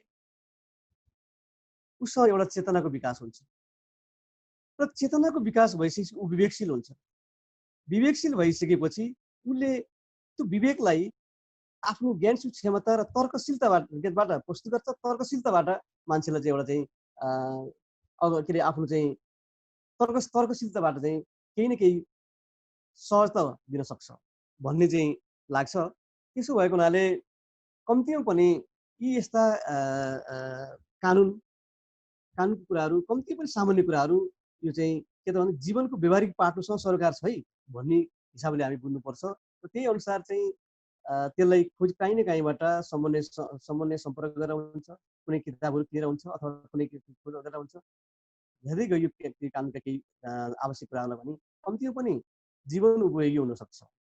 कानुनको अघि नै मैले भने कानुनको विषयमा पोख्त, कानुनको विषयमा जानकार, कानुनको विषयमा विज्ञ, कानुनको विषयमा पारङ्गत भएको कोहीले भन्छ भने त्यो मूर्ख हो। मलाई लाग्छ मैले 7-8 वर्ष कानुनको क्षेत्रमा पढेँ, अहिले 20-25 वर्ष भन्दा बढी नै समय चाहिँ यही क्षेत्रमा चाहिँ म कानुन व्यवसायहरूमा त्यही पेसागत रूपमा रहेको छु। म अझै पनि कोरा छु किनकि कानुन दिनानुदिन परिवर्तन भइरहेको छ। आज मैले अहिले चाहिँ बेलुका अहिले दिनभरि रहेको कानुन भोलि बिहान चाहिँ चेन्ज हुन सक्ला अथवा समय परिस्थिति अनुसार कानुन चेन्ज हुन्छ। र हिजो हामी चाहिँ के अरे एउटा मूल्य ऐनका आधारबाट सबै कामहरू चाहिँ जुन चाहिँ कण्ठस्थ गरेर गइयो अहिले चाहिँ सबैले चाहिँ गरेको नयाँ संहिता फेरि संहिताको आधारबाट पढ्नु व्यवहारिकता हुन र अभ्यासता हुन बाध्य भएको छ। त्यसो भएको हुनाले कानुनको विषयमा पारङ्गतपूर्णता हुँदैन। यो के त हामी सधैँ अध्ययन कानुनको क्षेत्रमा लागेका मान्छेहरू सधैँ विद्यार्थी हो, सधैँ अध्ययनशील हुनुपर्छ भन्ने देखिन्छ र मैले पनि त्यो अनुभूति गरिरहेको छु। र यो वास्तवमा जुनसुकै शिक्षा होस्, शिक्षा नै हो। जुनसुकै शिक्षा यही हुनुपर्छ, यही विषय पढ्नुपर्छ, यही नै ठिक हो, अरू बेठिक हो भन्नु पनि गलत हो। जुनसुकै शिक्षा भयो नि, जुनसुकै एउटा विषयमा पनि पारङ्गता लिनु, जुनसुकै चाहे खेलकुदको क्षेत्रमा अगाडि बढ्नु, वाद्यवादन सङ्गीतका क्षेत्रमा अगाडि बढ्नु, अथवा कुनै चाहिँ लेखमा रचनामा अगाडि बढ्नु, अथवा कुनै अध्ययनमा जानु, अथवा कुनै पेसा व्यवसाय जानु, यो आफ्नो क्षेत्रमा चाहिँ एउटा क्षेत्रमा चाहिँ अव्वलता हासिल गर्नु नै त्यो चाहिँ उचित हो। किन भन्दा कोरा अध्ययनले जीवन उपयोगी बनाउँदैन। कोरा अध्ययन अथवा चाहिँ पहिचान बिनाको अध्ययन त्यो चाहिँ विनाशकारी हुन सक्छ, त्रासित हुन सक्छ। पहिचान अनुसारको चाहिँ अध्ययन गर्नुपर्छ। जस्तै म पहिला पहिचान म कुन विषयमा दखलता लिन सक्छु, त्यसपछि त्यो आफ्नो पहिचान अभिभावकको प्रस्तुति त्यही अनुसारको अभिभावकले पछ्याउँदै र सहयोग पुर्याउँदै गयो भने त्यो क्षेत्रमा एउटा अव्वलता प्राप्त गर्न सक्छ। त्यसले गर्दा यो पढ्नु र डिग्री हासिल गर्नु मात्रै ठुलो कुरो होइन। किनभने डिग्री हासिल गरेको छ तर विवेक शून्य छ अथवा चेतना शून्य छ भने त्यो भयानक हुन सक्छ। त्यसले गर्दा कुनै डिग्री हासिल गर्नु, कुनै चाहिँ विद्वता लिनु त्यो चाहिँ मात्रै चाहिँ ठुलो कुरो होइन। वास्तवमा विवेकशील छ अनि चेतनशील छ र उसँग चाहिँ साँच्चै सकारात्मक मन छ भने त्यो चाहिँ उपयोग हुन सक्छ। र यो हामी अलिकति पढेर शिक्षा हासिल गरेका म जस्ता केही मान्छेहरू छौँ। वास्तवमा अहिले म आफूलाई दुःख साथ भन्नुपर्छ, म समय सान्दर्भिक रूपमा र चाडबाडदेखि बाहेक आफ्नो जन्मस्थल, आफ्नो पितामाता र साथीभाइ, आफ्ना शिक्षक गुरुहरू, सहयोद्धा साथीहरू र आफूले बाल्यकालमा खेलेको माटोमाथि पनि मैले अन्याय गरेको छु भन्ने लाग्छ। सायद मलाई मेरा आफन्त, गुरुजन, मेरा सहकर्मी मित्रहरू र मैले जन्म लिएको त्यो माटोले क्षमा गर्नेछ। मैले लापरवाही गरेको, नचाहेर अथवा त्यो ठाउँलाई बिर्सिएको, अनस्त गरेको पक्कै होइन। मेरो मन, मस्तिष्क, भावना त्यही छ। वास्तवमा पेशागत रूपमा म यहाँ गाँसिएको छु तर मेरो मन त्यही गाँसिएको छ। मन जहाँ नजिक हुन्छ त्यो कहीँ मर्दैन। त्यसो भएको हुनाले मलाई त्यसै ढङ्गले हेरिदिनु हुनेछ, सोचिदिनु हुनेछ भन्ने लाग्छ। यस्तो समाज परिवर्तनका लागि कम्तीमा पनि हामीले त्यहाँ गर्न सक्ने कुराहरू केही छन्, ती हामीले व्यवस्था गरिरहेको हो कि भन्ने लाग्छ। जस्तै सामाजिक परिवर्तन, नेतृत्व विकासमा हामीले सहयोगी भूमिका खेल्न सक्छौँ। सकारात्मक सोच विकास गरी आफ्नो आचरण व्यवहारलाई परिवर्तन गरेको त्यहाँ हामीले व्यवहारिक रूपमा देखाइयो भने अरूलाई पनि उत्प्रेरणा हुने थियो। विकास निर्माणका लागि शारीरिक, मानसिक, भौतिक, नैतिक रूपमा हाम्रो उपस्थिति रह्यो भने त्यसले अरू कमसे कम त्यसलाई चाहिँ परिष्कृत रूपमा र परिमार्जित रूपमा अगाडि जान प्रेरणा उत्प्रेरित हुने थियो। हामी त्यो गर्नु चाहिँ जरुरी छ। सामाजिक कार्यमा चाहिँ हाम्रो एउटा सहयोगी मनहरू पस्किलो हुने आवश्यक पर्छ।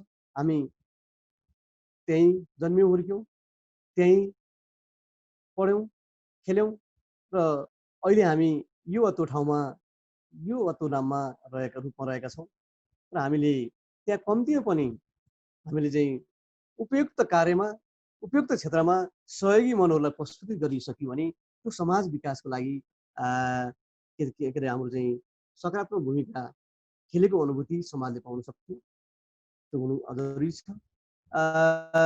सहीलाई सही र गलतलाई गलत, सहीलाई सही र गलतलाई गलत भने निष्पक्ष रहन सक्ने कुरामा हामीले सजग आफू नै र समाजलाई सजग गराउनुपर्छ। त्यस्तै नातावाद, परिवाद, कृपवाद, राजनीतिभन्दा माथि उठेर समाजमा हरेक विषयवस्तुहरूमा नकारात्मक कुरोमा खबरदारी, सकारात्मक कुराहरूमा चाहिँ एउटा संयद्ध रूपमा, एउटा वफादारी रूपमा, पहरेदारी रूपमा चाहिँ उत्प्रेरकको रूपमा रहनुपर्ने छ। विकास र विसङ्गतिको पहिचान गराई नैतिकवान हुने र अरूलाई त्यसको बोध गराउने एउटा संस्कृतिको एउटा चाहिँ त्यस्तो संस्कार र संस्कृतिको विकास गर्ने भनेको शिक्षितहरूले नै हो। अरूलाई दोष लाएर हुँदैन। किन भन्दा अलिकति जाने बुझेका, अलिकति चेतना रहेका मान्छेहरूले नगरेकोले गर्दैन। त्यसो गरेर त्यो क्षेत्रमा एउटा चाहिँ शिक्षित वर्गहरूकै भूमिका रहन्छ, जुन हामीले गर्नुपर्ने हुन्छ। जीवन जगत र आफ्नो मनको चाहिँ राम्रोसँग अध्ययन गरी बाहिरी विषयवस्तु र पुस्तकको अध्ययन गरेर एउटा सहयोगी रूपमा समाजलाई चाहिँ उत्प्रेरित गर्ने के अरे त्यो मार्गतिर चाहिँ अवलम्बन गर्ने डोराउने भूमिका पनि हामी शिक्षित वर्गको हो। किन भन्दा बाँच्न त कुकुर पनि बाँचेको छ, एक्लै आफूलाई जो पनि बाँच्न सक्ला, तर बाँचेको देखिनुपर्छ। बाँचेको देखिनु भनेको समाजमा केही न केही गर्नु हो। केही न केही गर्न सकियो भने त्यो मरेर पनि बाँच्छ। तर केही पनि नगरिकन, समाजलाई केही पनि नगरिकन मर्नु के अरे ऊ धेरै धन सम्पत्ति दौलत नाम पद लिएर बाँचे पनि ऊ बाँचेको हुँदैन। ऊ त्यो समाजको लागि मरिरहेको हुन्छ। त्यसो भएको हुनाले समाजमा मरेर पनि बाँचेको देखिनका लागि, समाजको नजरमा मरेर पनि बाँचेको अनुभूति समाजले पाउनका लागि त्यो समाजमा केही न केही आफूले सकेसम्म आफ्नो ज्ञान क्षमता हैसियत अनुसार चाहिँ त्यहाँ चाहिँ केही गर्न सक्नुपर्छ। गर्यो भने मात्रै हामी साँच्चै सचेत भएको, पढेको र समाजलाई केही गरेको चाहिँ उपदेयता हुन सक्छ। त्यस्तै जाति, वर्ग, वर्ण, हैसियत, उत्पत्ति हैन, उसको चाहिँ हैसियत, उत्पत्ति समेतका यी क्षेत्रहरूमा जुन किसिमले चाहिँ जातिपाति, वर्ग, निर्णय, हैसियत चाहिँ उत्पत्ति जुन आधारबाट समाजबाट चाहिँ विकृतपूर्ण संस्कार, अझै संस्कृति संस्कार, अझ त्यो मान्यता अझै चाहिँ अन्त हुन सकेको छैन। त्यो अन्त्य गर्नलाई अहम भूमिका भनेको शिक्षित वर्गकै हो। शिक्षित वर्गले त्यो क्षेत्रमा आफूबाटै त्यो अनुभूतिहरू, आफूबाटै त्यो व्यावहारिक रूपमा र चाहिँ परिवर्तन ल्याएर त्यसरी अरूलाई परिवर्तन गर्न उत्प्रेरित गर्यो भने त्यो चाहिँ सम्भव छ। त्यसो भएकोले यी कुराहरूमा शिक्षित वर्गले चाहिँ समाजमा भूमिका खेल्नुपर्छ भन्ने लाग्छ। मलाई लाग्छ मैले यी कुराहरूमा कहीँ कतै केही कुराहरूमा म आफै के अरे म आफैले चाहिँ सोच्ने विचार गर्ने लागि पर्ने कुराहरू रहन्छ भने केही कुराहरूमा यसरी नै समन्वय राखेर त्यसरी नै अगाडि बढ्ने कुराहरूमा आवश्यक महसुस गर्यो भने मेरो आवश्यकता अनुसारको उपस्थिति जुन नैतिक, भौतिक, सामाजिक, शारीरिक चाहिँ हुन सक्नेछ र त्यो गर्नु पनि जरुरी छ। म जस्ता जुन साथीहरू जो चाहिँ बाहिर रहनु भएको छ, विभिन्न पेसा व्यवसायका कारणबाट विभिन्न किसिमबाट विभिन्न ठाउँमा आफ्नो जीवन बिताइरहनु भएको छ। साँच्चै हामीले सबैले त्यसरी नै आफ्नो जन्मिएको ठाउँ, आफ्नो समाज, आफ्नो गाउँ, आफ्नो विद्यालयलाई बिर्सिने जाने हो भने साँच्चै त्यहाँ पुरै छोडिदिउँ, परिवर्तन पुरै छोडिदिउँ, सबै शून्य हुन जान्छ र एउटा आफ्नो गाउँठाउँ यस्तो थियो रे, यस्तो हो रे भन्ने एउटा कथा कहानीमा परिणत हुन सक्छ। त्यसलाई त्यसो नहुनको लागि, जगेर्ना गर्नका लागि हामी सबैले आफ्नो ठाउँबाट केही न केही गर्नुपर्छ भन्ने लाग्छ। र यो वास्तवमा अहिले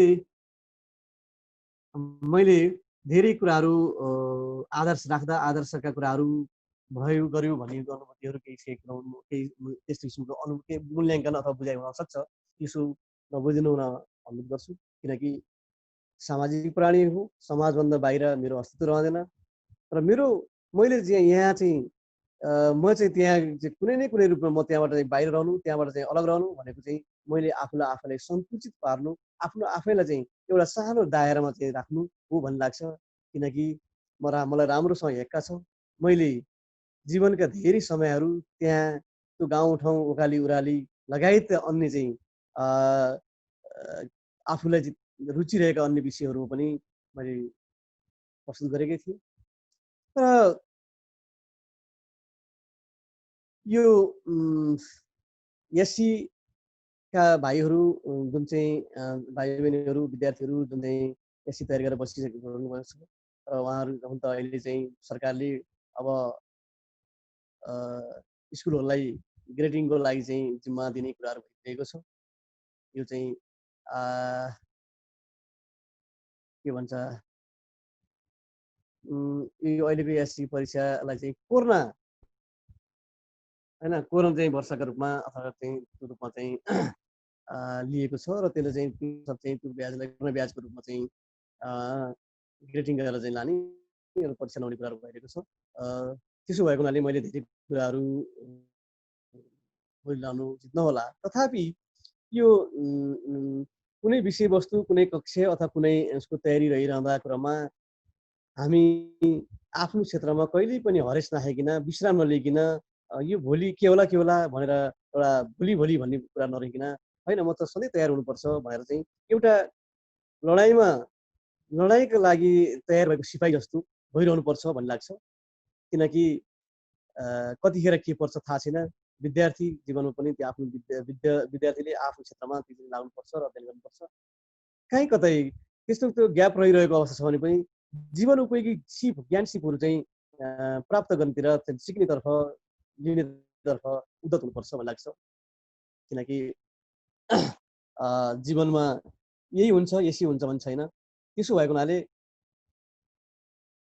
कम्ती हो पनि अब ग्याप भइरह्यो के हो कसो भन्ने रहिरहेको अवस्थामा पनि अब समय, अवस्था, परिस्थिति, ठाउँ विशेष अनुसार कम्ती पनि केही न केही ज्ञान अथवा सिप विकासमा चाहिँ लाग्नुपर्ने हुन्छ। मैले यहाँनिर थोरै अनुभूति चाहिँ सेयर गर्न चाहेँ कि मैले पनि अब एसएससी दिएपछि अहिले चाहिँ जुन एससी तयारीको कुरा थियो, अब राज्यले त्यसलाई एउटा चाहिँ सम्बोधन गरेको अवस्था छ। एसएससी दिइसकेपछि रिजल्ट भएर नभइरहेको अवस्थामा पनि केही ग्याप त रह्यो। त्यो क्रममा नचाहिँदा किसिमको हुल्लडबाज, नचाहिँको सोच चिन्ता, नचाहिँको काममा गएको भए त्यसरी जीवन खेर जान्थ्यो होला। त्यतिखेर कम्ती मैले रणबहादुर अङ्कलले हामीले चाहिँ हाम्रा अग्रजबाट चाहिँ हामीले डोको, नाम्लो, स्याफु, थुल्सी, यी दामला यस्ता कुराहरू चाहिँ कसरी गर्ने त भन्ने कुरा सिक्यौँ। त्यसले कहिले के भने उपयोगी एउटा चाहिँ आफ्नो जीवनमा आइपर्दा सहयोगी भूमिका खेल्दो रहेछ। त्यसो भएको हुनाले अहिलेको चाहिँ जुन विद्यार्थी भाइ बहिनीहरूले पनि केही न केही ज्ञान अथवा सिप, जस्तै एउटा सहर बजारमा हुनुहुन्छ, नेटको सुविधा छ, अब सम्पूर्ण कुराहरू छन् भने विभिन्न कुराहरू चाहिँ एउटा चाहिँ आफ्नो चाहिँ शिक्षासँग सम्बन्धित, ज्ञानसँग सम्बन्धित, कुनै चाहिँ समाचारसँग सम्बन्धित, सूचनासँग सम्बन्धित कुराहरू नेटबाट सर्च गर्ने, हेर्ने, अनि त्यसमा चाहिँ के अरे त्यस अनुसार आफूलाई पनि कसरी अलिकति एभोइड गर्ने कुराहरू गर्नुपर्छ। तर नकारात्मक कुराहरू छन्, काहीँ कतै नकारात्मक कुराहरू पनि त्यहाँ हुन सक्छन्। त्यो के अरे नेटबाट हेरेर सर्च गर्दा ती कुराहरू छन् भने त्यसलाई चाहिँ ठ्याक्कै यो त ब्याड रहेछ भने त्यसलाई चाहिँ ध्यानै नदिने गर्दै जानुभयो भने राम्रो हुनेछ। र यो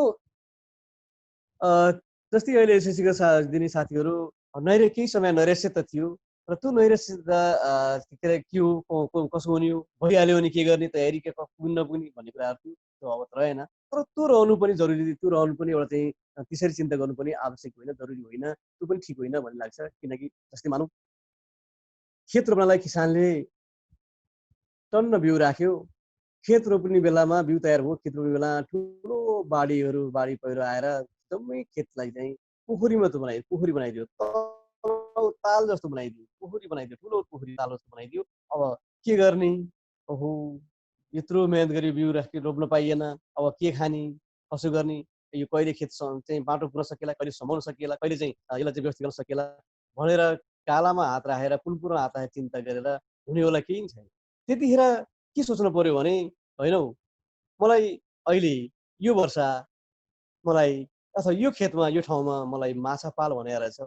त्यसो भएको हुनाले माछा पाल्नका लागि सहयोगी भूमिका यो प्रकृतिले गरिदियो। पोखरी बन्यो, ताल बन्यो, ठिक छ म माछाको घुरा राख्छु, माछालाई राम्रोसँग चाहिँ व्यवस्थित गर्छु, हुर्काउँछु र त्यो धानबाट खेतीबाट धानबाट आउने चाहिँ उपलब्धिभन्दा आर्जनभन्दा बढी चाहिँ यसबाट म प्राप्त गर्छु, त्योतर्फ लाग्छु भनेर चाहिँ त्यहाँ कटिबद्ध रूपमा लगनशील रूपमा एउटा चाहिँ लागि पऱ्यो भने साँच्चै त्यहाँबाट उसले उपलब्धि हासिल गर्छ र चाहिँ उसले चाहिँ त्यहाँबाट चाहिँ ठुलो अरू प्राप्ति पनि राम्रो हुन्छ। त्यसो भएको हुनाले हामी हरेक समस्याको समाधान छ, हरेक समस्यापछि समाधान निश्चित हुन्छ। समस्याबाट अतालियो, समस्याबाट चिडियो, समस्याबाट चाहिँ के गर्ने भनेर झोक्राएर चाहिँ बसेर कुनै निकास हुन सकेन। समस्याबाट समाधान खोज्न सकिन्छ, समस्याले नै समाधानको बाटो देखाउँछ। त्यसो भएर जीवन सङ्घर्ष हो, सङ्घर्ष गर्नुपर्छ। जीवनमा जे आइलाग्छ त्यो त्यही आफ्नो ज्ञान क्षमताले नै त्यसलाई टार्न सकिन्छ। जीवनमा कुनै त्यस्तो अनुभूति भएन, कुनै त्यस्तो चाहिँ समस्या आइपरेन, कुनै त्यस्तो दुःख आइपरेन, कुनै त्यस्तो एउटा चाहिँ कुनै विरलित परिस्थिति आएन भने त्यो जीवनको बारेमा त्यसले बुझ्न सक्दैन। जीवनलाई बुझ्नका लागि जीवनमा हरेक किसिमका सङ्घर्ष के अरे समस्याहरू आउनुपर्छ। हरेक किसिमको समस्याहरू आइपरे त्यसलाई यो त्यो रूपमा समाधान गर्दै गइयो भने मान्छे जीवन चाहिँ के अरे मान्छे परिपक्व पनि हुँदै जान्छ, जीवन पनि सहज हुँदै जान्छ।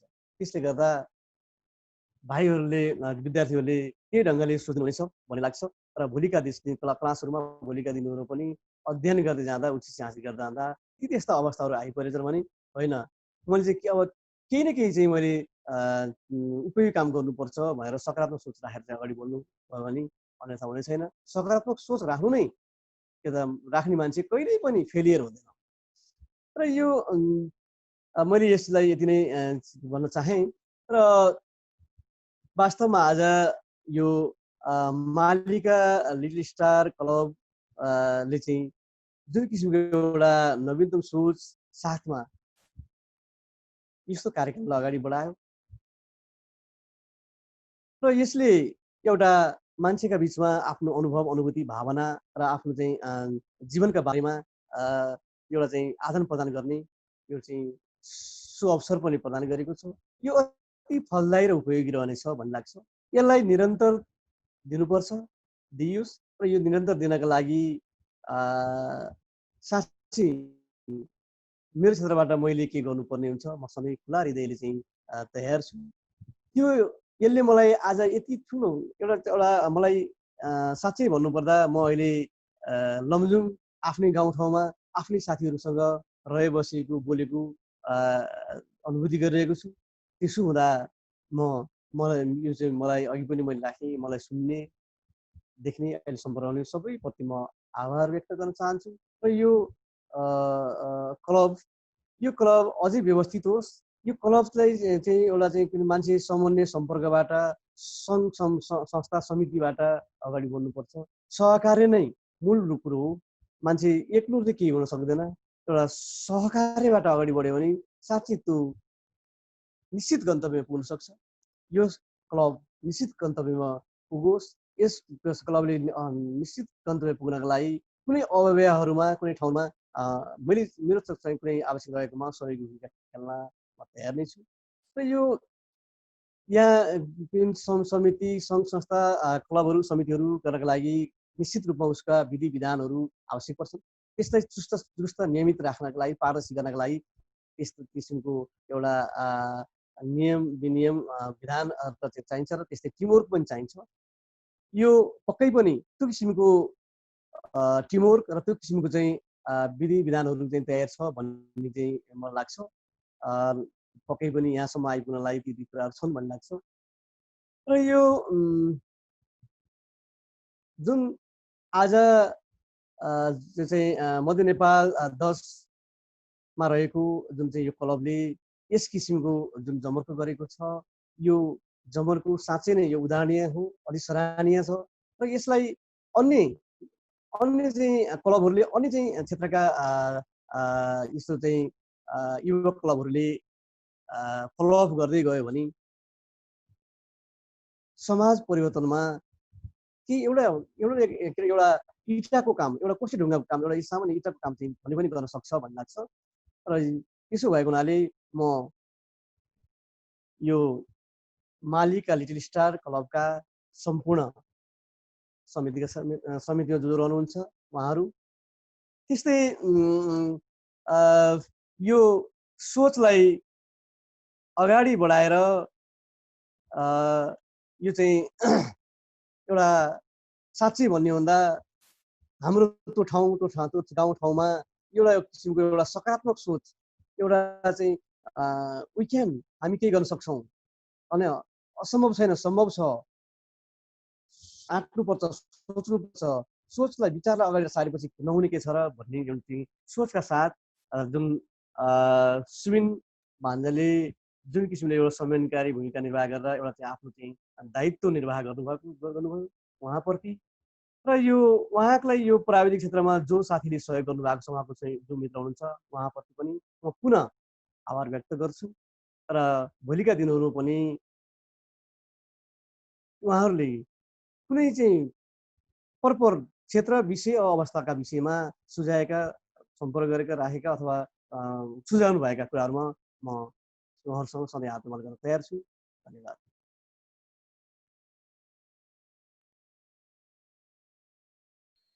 धन्यवाद मामाजी, धेरै धेरै धन्यवाद। आजको हाम्रो कार्यक्रम सभ्य समाज निर्माणमा आधारभूत कानुन र शिक्षाको महत्त्व विषयमा हाम्रो सम्भवतः मलाई लाग्छ हाम्रो मध्य नेपाल 10 को यो अधिवक्ता या वकिल क्षेत्रमा उहाँ नै हुनुहुन्छ होला पहिलो, मेरो जानकारीमा आएछ। उहाँले दिनुभएको सल्लाह सुझावहरू हामी एकदमै मनन गर्नेछौँ। र आजको कार्यक्रममा हामी म कस्तो लाग्यो, म चन्द्रप्रसाद, हाम्रो गणेश मालिका माविका प्राध्यापक प्रिन्सिपल हुनुहुन्छ। चन्द्रप्रसाद, कृपया तपाईँ भिडियो र साउन्ड अन गरेर आइदिनु होला। मामालाई फेरि पनि धन्यवाद दिन चाहे, हामीले दुःख दियौँ मामालाई। एकदम ठिक छ, म आभारी छु। चन्द्रबहादुर सर, तपाईँको भिडियो र अडियो अलिकति सुन्नु भएको छ चन्द्रबहादुर सर? हजुर, सुनेको छु हजुर। भिडियो अन गरिदिनुहोस् न हजुर।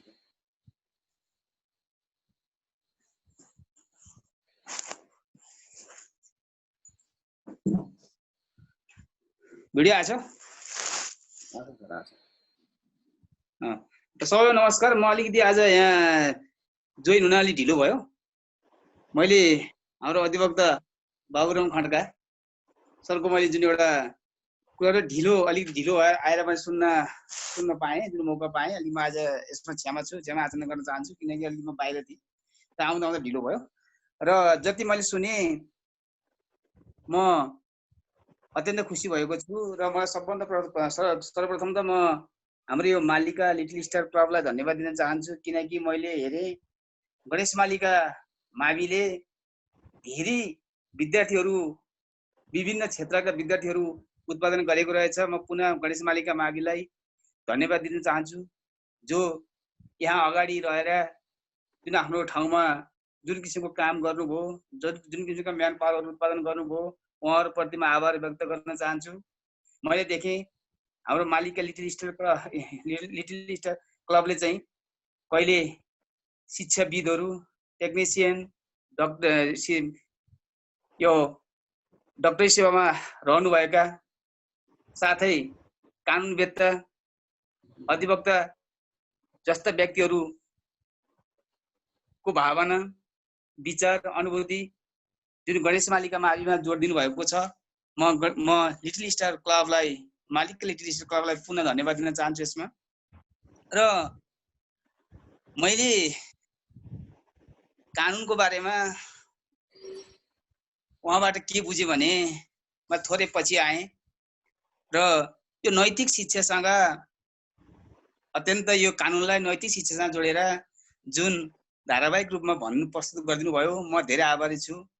र लाग्छ हामी यो कानुनको महत्त्व घरमा, समाजमा, साथै विद्यालयमा यो अत्यन्त यसको भूमिका महत्त्वपूर्ण छ। हामी आज जुन यही कानुनको हरेक पक्षमा हामी धेरै पछाडि छौँ र मलाई लाग्छ हाम्रो यी प्रोडक्टहरूलाई मलाई के लागिरहेको छ भने हाम्रो यस गणेश मालिका माविको कम्पाउन्डभित्र उहाँहरूलाई प्रत्यक्ष रूपमा देख्ने एउटा धोको छ।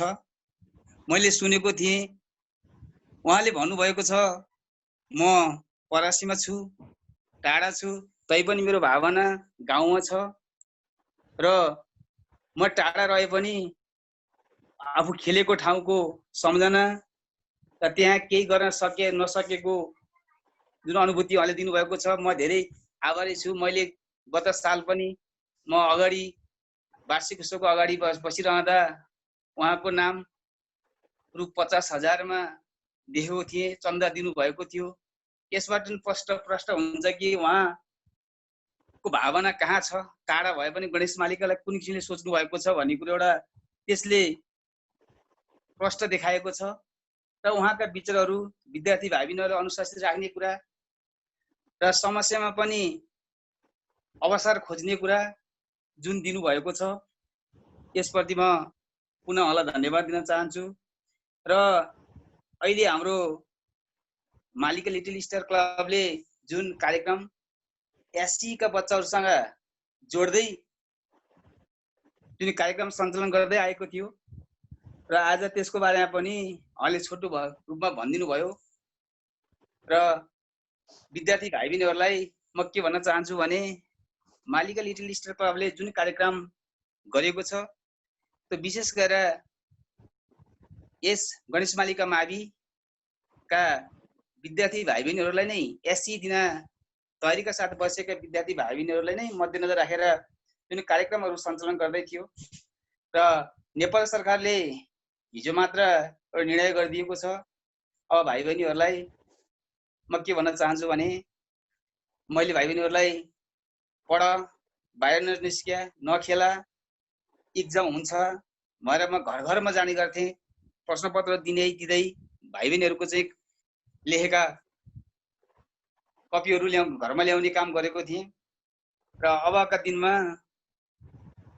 जे पढ्यौ त्यो राम्रो भएको छ, पढेर खेर गएको छैन। अब तिमीहरूको पढाइ भनेको अब हाम्रो विद्यालयको आन्तरिक मूल्याङ्कनबाट नेपाल सरकारको परिपत्र अनुसार हामी अगाडि बढ्नेछौँ र अब क्लास 11 को लागि तयारी हुनको लागि पनि म सम्पूर्ण भाइ बहिनीहरूलाई यसै हाम्रो फेसबुकलाई हाम्रो यस भिडियो कन्फरेन्स मार्फतमा सन्देश दिन चाहन्छु। र साथै गणेश मालिकाले एउटा सूचना दिएको छ। हामी असार 1 गते हाँडी खोलाको वडा नम्बर 1 मा रहेको संग्रहालय, हाँडी खोला साबिकको 2 भनेर चिनिएको जुन डाँडा गाउँ गैरबारी छ त्यहाँ आमा समूह भवन, नेटाको आमा समूह भवन, नेटाचारको आमा समूह भवन, नेटा 6 थानसिंहको आमा समूह भवन, 7 को आमा समूह भवन र 9 र 8 र 9 को आमा समूह भवनमा हामी यही असारको 1 गते त्यहाँ आउँदैछौँ। सरहरू चाहिँ ग्रुपमा आउँदै हुनुहुन्छ र भर्चुअल क्लास कतिको सम्भव छ, विद्यार्थी भाइहरूलाई टोलमा गएर चाहिँ होमवर्क दिने र युनिट टेस्ट लिने पढ्नको लागि अब असार 1 गतेबाट हामी त्यहाँ लाग्दैछौँ। त्यसमा भाइ बहिनीहरूलाई म सूचना दिन चाहन्छु। अब एससी मात्र नभइकन हामी 12 हाम्रो यो गणेश मालिका 12 कक्षासँग सञ्चालन भएको कारणले गर्दा 1 कक्षाबाटै शिशुबाटै 12 सम्मका विद्यार्थीहरूलाई हामी त्यहाँ भेट्न आउँदैछौँ। सम्पूर्ण विद्यार्थी भाइहरू त्यहाँ उपस्थित भइनको लागि म आग्रह गर्दछु। साथै जति अभिभावकले सुन्नु भएको छ यसमा अरूले पनि सहकार्य गरिदिनुको लागि म आग्रह गर्दछु। र यो रह्यो एससी को पाटो। सायद अब हाम्रो मालिका लिटिल स्टार क्लबले अब कार्यक्रम गर्दा एससी भनेर चाहिँ यो कार्यक्रम भोलिको अर्को आगामी कार्यक्रममा नजोडिएला। जे होस्, जुन कार्यक्रम मालिका लिटिल स्टार क्लबले गर्दैछ यो अत्यन्त सराहनीय छ। मलाई सोधिएको थियो सर कस्तो भएको छ, कार्यक्रम कस्तो भएको छ भनिएको थियो। यसमा म अत्यन्त खुसी भएको छु र अझै हाम्रा भूपू विद्यार्थीहरूलाई जोड दिने काम गर्नुहोस् र गणेश मालिका माविमा अझै विभिन्न क्षेत्र विभिन्न तल तबकामा रहेर काम गरेर बस्नुभएका हाम्रा भूपू विद्यार्थीहरूको भावना विचार अनुभूति सुन्ने एउटा धोको छ। र मैले भने मलाई के रहर लागिरहेको छ भने अब आगामी वार्षिकोत्सवमा एउटा प्लेटफर्मै हाम्रा भूपू विद्यार्थीहरूलाई दिन पाए र भूपू विद्यार्थीहरूका योगदानलाई अब निस्कने गणेश मालिकले निकाल्न खोजिरहेको यो स्मारिका छ, त्यसमा हाम्रा भूपू विद्यार्थीहरूलाई सम्मान गर्ने कार्यक्रम सम्मान गर्न पाए र 2045 सालसम्मका विद्यार्थीको त नाम एउटा जुन नाम लेखेर एउटा सुरुवात गरेको छ विद्यालय वेतन समितिले र म विद्यालय वेतन समितिप्रति पनि हार्दिक आभार व्यक्त गर्दछु। र विशेष गरेर हाम्रा भूपू विद्यार्थीहरूको यी भावनाहरूलाई चाहिँ स्कुलसम्म जोड्न सहयोग गरिदिनु हुने हाम्रा सुबिन गुरुङलाई धन्यवाद दिँदै आज मैले हाम्रा अधिवक्ता जसले मलाई एसी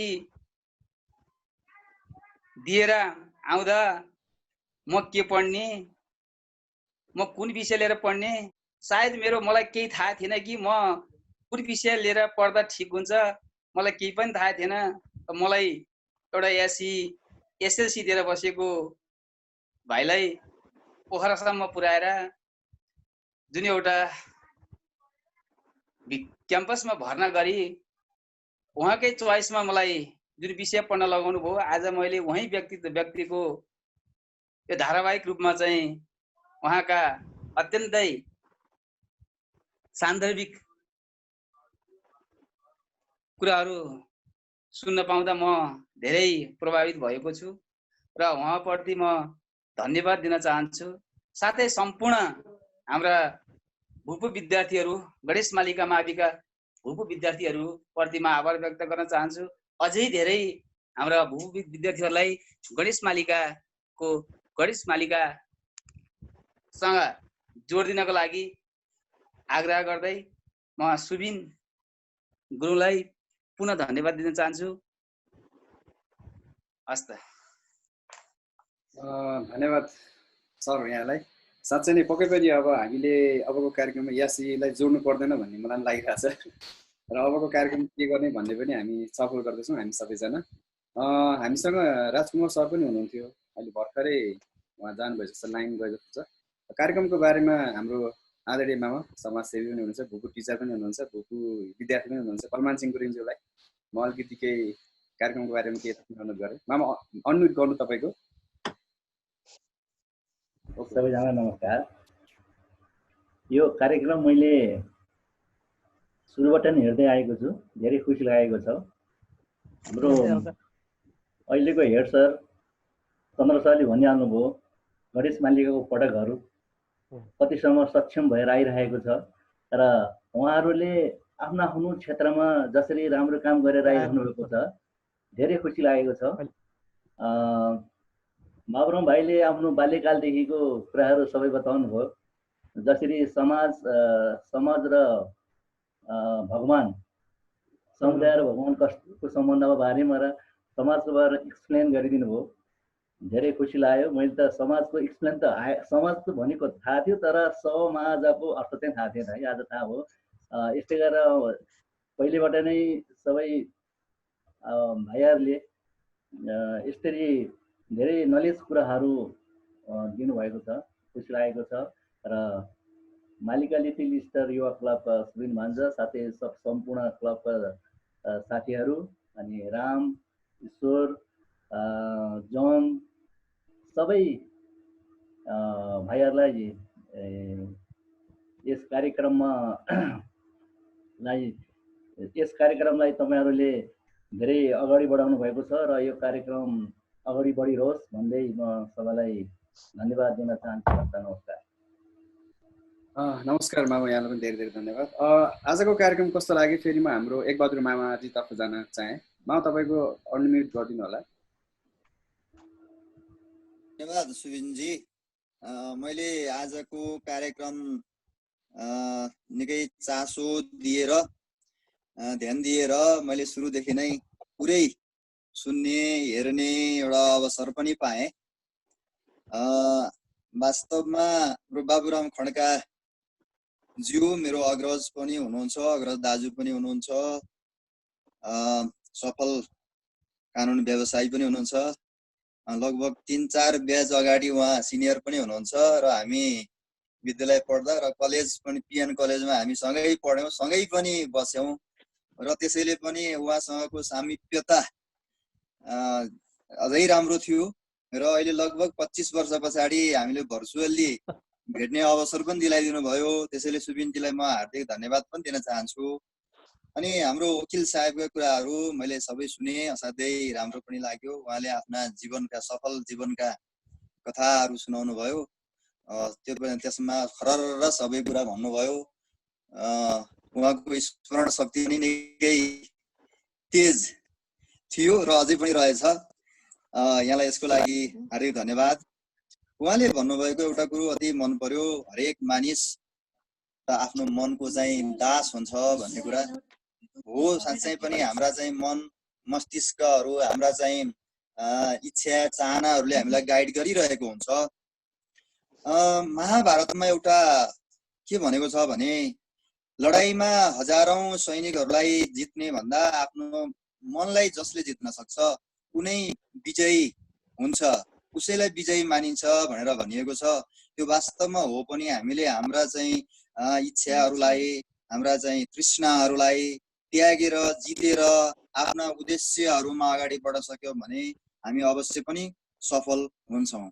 यहाँ वकिल साहेबले हामीलाई कानुनको अर्थ पनि, कानुन भन्ने शब्दकै अर्थ पनि बडो रोचक तरिकाले विभिन्न आयामबाट प्रष्ट पारिदिनु भयो। अनि हामीलाई किन सार्वजनिक कानुनको ज्ञान हुनु किन आवश्यक छ भन्ने कुराहरू पनि प्रष्ट पारिदिनु भयो र यी कुराहरू बुझ्ने मौका पाइयो। मलाई त साह्रै नै मन पर्यो।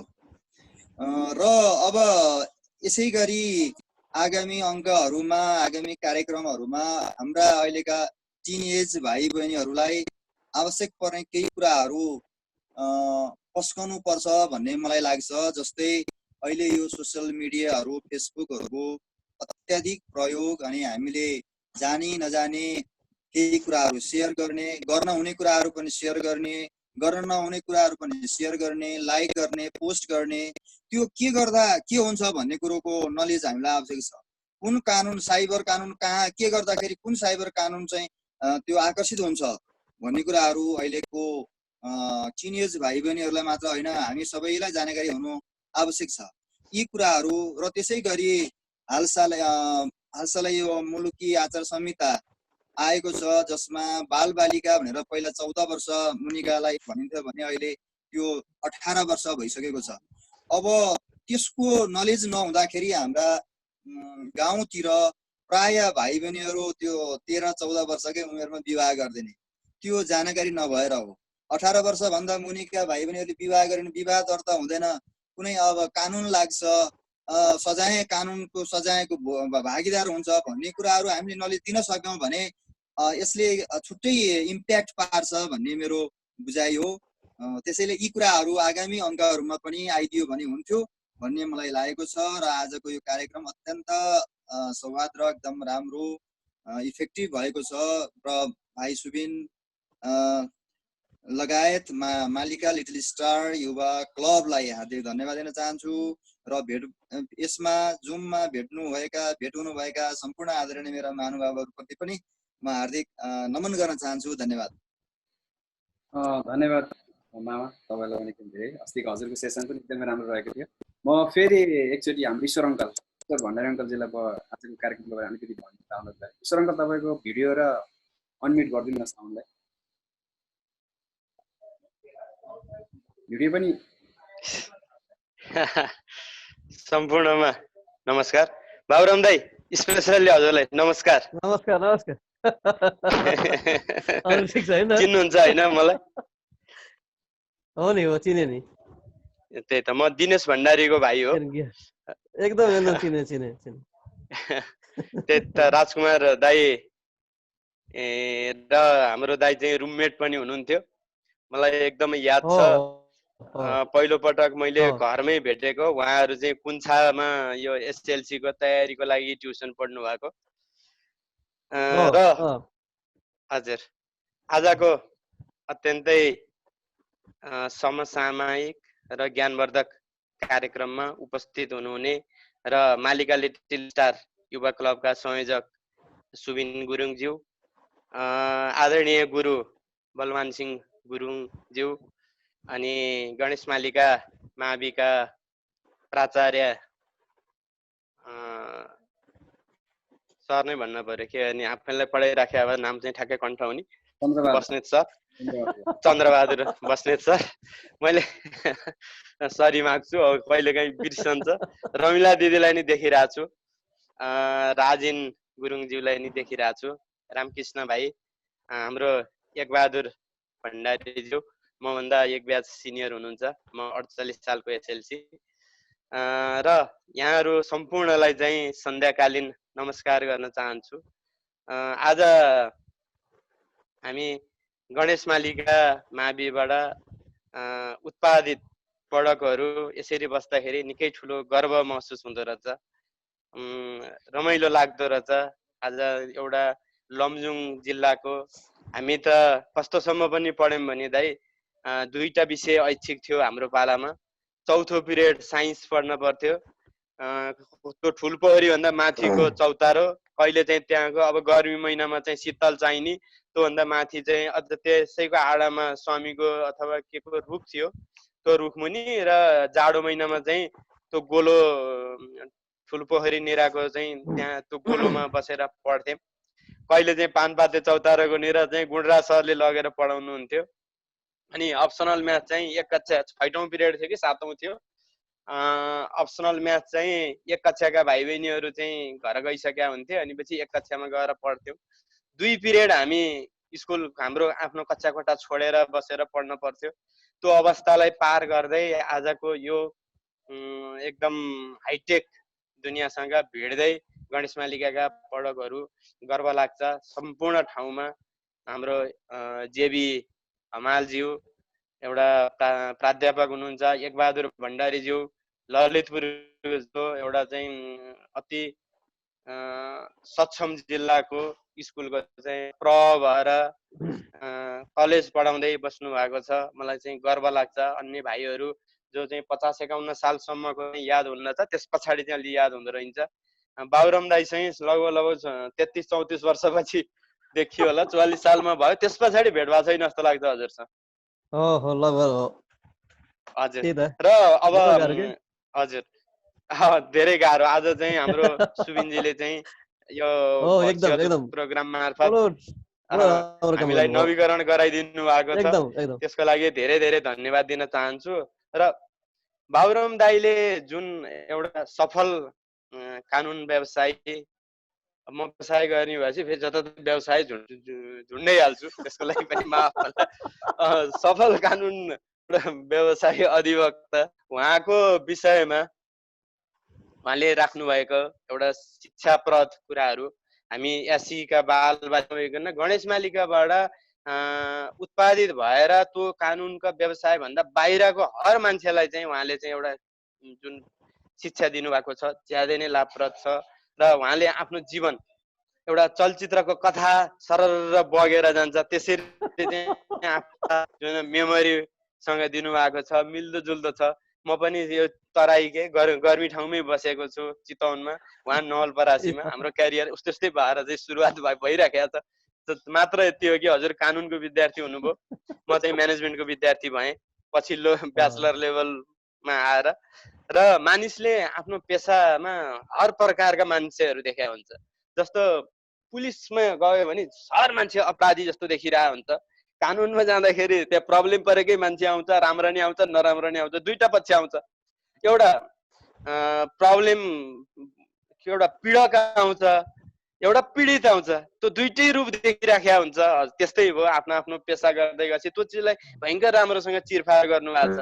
मैले पनि मेरो औषधिमा चाहे हस्पिटल होस्, चाहे डक्टर लेभलका कुराहरू हुन्, चाहे व्यवसाय लेभलका कुरा हुन्, चाहे त उद्योग लेभलका कुरा हुन्, मैले पनि यो चिज एकदमै नजिकबाट निहालिरहेको छु के मान्छे कुन हदसम्म पनि गिर्दो रहेछ, कुन हदसम्म आफूले आफूलाई फेरि कति एउटा सभ्य तरिकाले पनि प्रस्तुत गर्ने हुँदो रहेछ, यी चाहिँ देख्न पाइएको छ। त्यो चिजलाई पनि राम्रोसँग चिरफार गर्नुभयो, त्यो पनि मलाई ज्यादै मन पर्यो। के भने कानुनले हामीलाई अनुशासित बनाउँछ। कानुन एउटा राज्यले सम्पूर्ण व्यक्तिलाई कोही पनि उत्पीडन पीडामा पर्न नपरोस् भनेर कानुन लिएर आएको छ। कानुनले एउटा नैतिक शिक्षाका साथसाथै त्यसरी लगेको छ भने त्यो सभ्य समाज कानुनबाट नै बन्छ। समाज सभ्य भयो भने बल्ल चाहिँ कानुनको अलिकति कम महत्त्व होला, नत्र त जब व्यक्तिले आफूले आफूलाई कन्ट्रोल गर्ने, आफ्नो मनलाई कन्ट्रोल गर्न सक्दैन त धेरै कुरा बिग्रिन्छ। देखासिकीका कुराहरू छन् र कानुनको अनभिज्ञता, अज्ञानता क्षम्य हुँदैन। यो पनि एउटा अत्यन्तै मार्मिक कुराहरू लाग्यो। कतिपय हामीलाई थाहा हुँदैन, हामी जरिवाना भोगेपछि बल्ल चाहिँ कति साधनहरू चलाउँछौँ, सबै कुराहरू त थाहा हुन्न, हामी सबै कुराहरू फलो गर्न सकिरहेको हुँदैन। यी कुराहरूमा पनि एउटा सचेतना ल्याउनु भएको छ। जसरी समाज सबै खाले मानिसको जमघट, एउटा समाजलाई एउटा त्यसरी पनि हेर्ने एउटा भयो। कानुनलाई पनि यहाँले चाहिँ जुन छुट्याएर चाहिँ देखाउनु भएको छ, त्यसलाई पनि एउटा एकदम मेरो लागि म त एबिसिडी पढाए जस्तो लाग्यो। आज चाहिँ एउटा चाहिँ त्यहाँबाट चाहिँ केही सिकाए जस्तो लाग्यो। र कानुनको विषयमा पनि हामी कहिलेकाहीँ के हुन्छ भने कानुन आफू अनुकूल पनि व्याख्या भइराखेको हुन्छ। अदालतमा जान्छ, बिचरा पीडित भएको हुन्छ र पनि मुद्दा हारिराखेको हुन्छ। एउटा चलाक वकिल, एउटा अधिवक्ताले आफ्नो मुद्दालाई चाहिँ जसरी पनि जित्न पर्छ भन्ने किसिमबाट पनि गएको हुन्छ। यो पनि एउटा कानुनको फेरि अधिवक्ता एउटा व्यवसायको एउटा गलत पाटो पनि होला। मुद्दा लड्नै पर्यो, मुद्दा लिनै पर्यो, लिँदाखेरि चाहिँ त आफ्नो क्लाइन्टलाई त माथि पार्नै पर्यो। यो पनि हामीले भोगिराखेका छौँ। यो भोगिराखेको समाजकुराहरू मैले यहाँ राखेर जस्तो हाम्रो एकबहादुरजीले भन्नुभयो, जुन अहिले साइबर एक्टका कुराहरू भयो, फेसबुकका कुराहरू भयो, यी भोलिका दिनमा हामीले अब सुबिन गुरुङजीले नै पहल गर्नुभएको छ। हामीलाई गाउँसँग जोडिराख्नु भएको छ। हाम्रो मन मस्तिष्कमा त्यही जन्मिएको ठाउँ, त्यही एक कक्षादेखि पढेको मेरो स्कुल भनेर भनेको ठाउँ, हामीले हाम्रो हाइट प्रत्येक ढुङ्गालाई लिएर नापेको ठाउँ, प्रत्येक दिन बिहान स्कुल जाँदाखेरि सरस्वती र गणेशको मन्दिरलाई घुमेर पाती चढाएको ठाउँ, त्यहाँका प्रत्येक रुख बिरुवा, त्यहाँको प्रत्येक ठाउँ अहिले पनि सम्झिँदाखेरि हेर यहाँनिर यस्तो यस्तो ढुङ्गा थियो भनेर त्यो पर्खालको प्रत्येक ढुङ्गा माथिका टप ढुङ्गाहरू कण्ठ छ। त्यहाँका प्रत्येक यो ठाउँमा यस्तो चिज थियो, हामी पूर्व व्यावसायिक विषय पढ्दाखेरि हेर यहाँनिर चाहिँ हामीले खनेर मुला लाउँथ्यौँ भन्नेसम्मका कुराहरू ती छैन होला ती ठाउँहरू, तर पनि हाम्रो सपनामा त्यही नै देखिराखेको हुन्छ। र अहिलेको यो ठाउँलाई हामी यति माया गर्छौँ र त्यो माया गर्ने ठाउँलाई चाहिँ हामीले प्लेटफर्म पाएको थिएनौँ। आफ्नो शब्दहरू, आफ्नो भावनाहरू, आफ्नो मायाहरू व्यक्त गर्नको लागि सुबिनजीले त्यो पनि गराउनु भएको छ। यसलाई चाहिँ विभिन्न अन्य तरिकाबाट, अन्य आयामबाट पनि हामी एउटा हप्तापछि सकिएन भने पनि 2 हप्तामा अथवा चाहिँ महिनामा यसरी राख्नुभयो भने एउटा रमाइलो पनि हुन्छ र केही कुरा सिक्न पनि पाइन्छ। निश्चित रूपमा सिक्ने फेजमै हुन्छ, प्रत्येक दिन सिकिराखेको हुन्छ।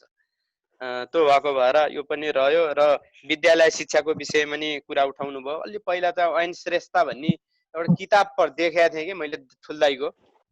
ऐन श्रेष्ठता भन्ने पहिला थियो कि जस्तो लाग्छ। हामीले नैतिक शिक्षा पढ्यौँ हो, र अहिले चाहिँ हो नैतिकताको कमी चाहिँ छ एकदमै। यो नैतिक शिक्षा भने त्यति ठुलो शिक्षा रहेछ। सायद अबको विद्यालयको एउटा करिकुलम बनाउँदाखेरि नैतिक शिक्षालाई चाहिँ एकदम कम्पलसरी बनाउँदाखेरि चाहिँ असल नागरिकहरू उत्पादन हुँदै जान्छ। हामीले हाम्रो गुरुहरूलाई जति सम्मान गर्थ्यौँ, जति सत्कार गर्थ्यौँ, त्यो अहिले त्यति कम छ कि जस्तो लाग्छ मलाई पनि।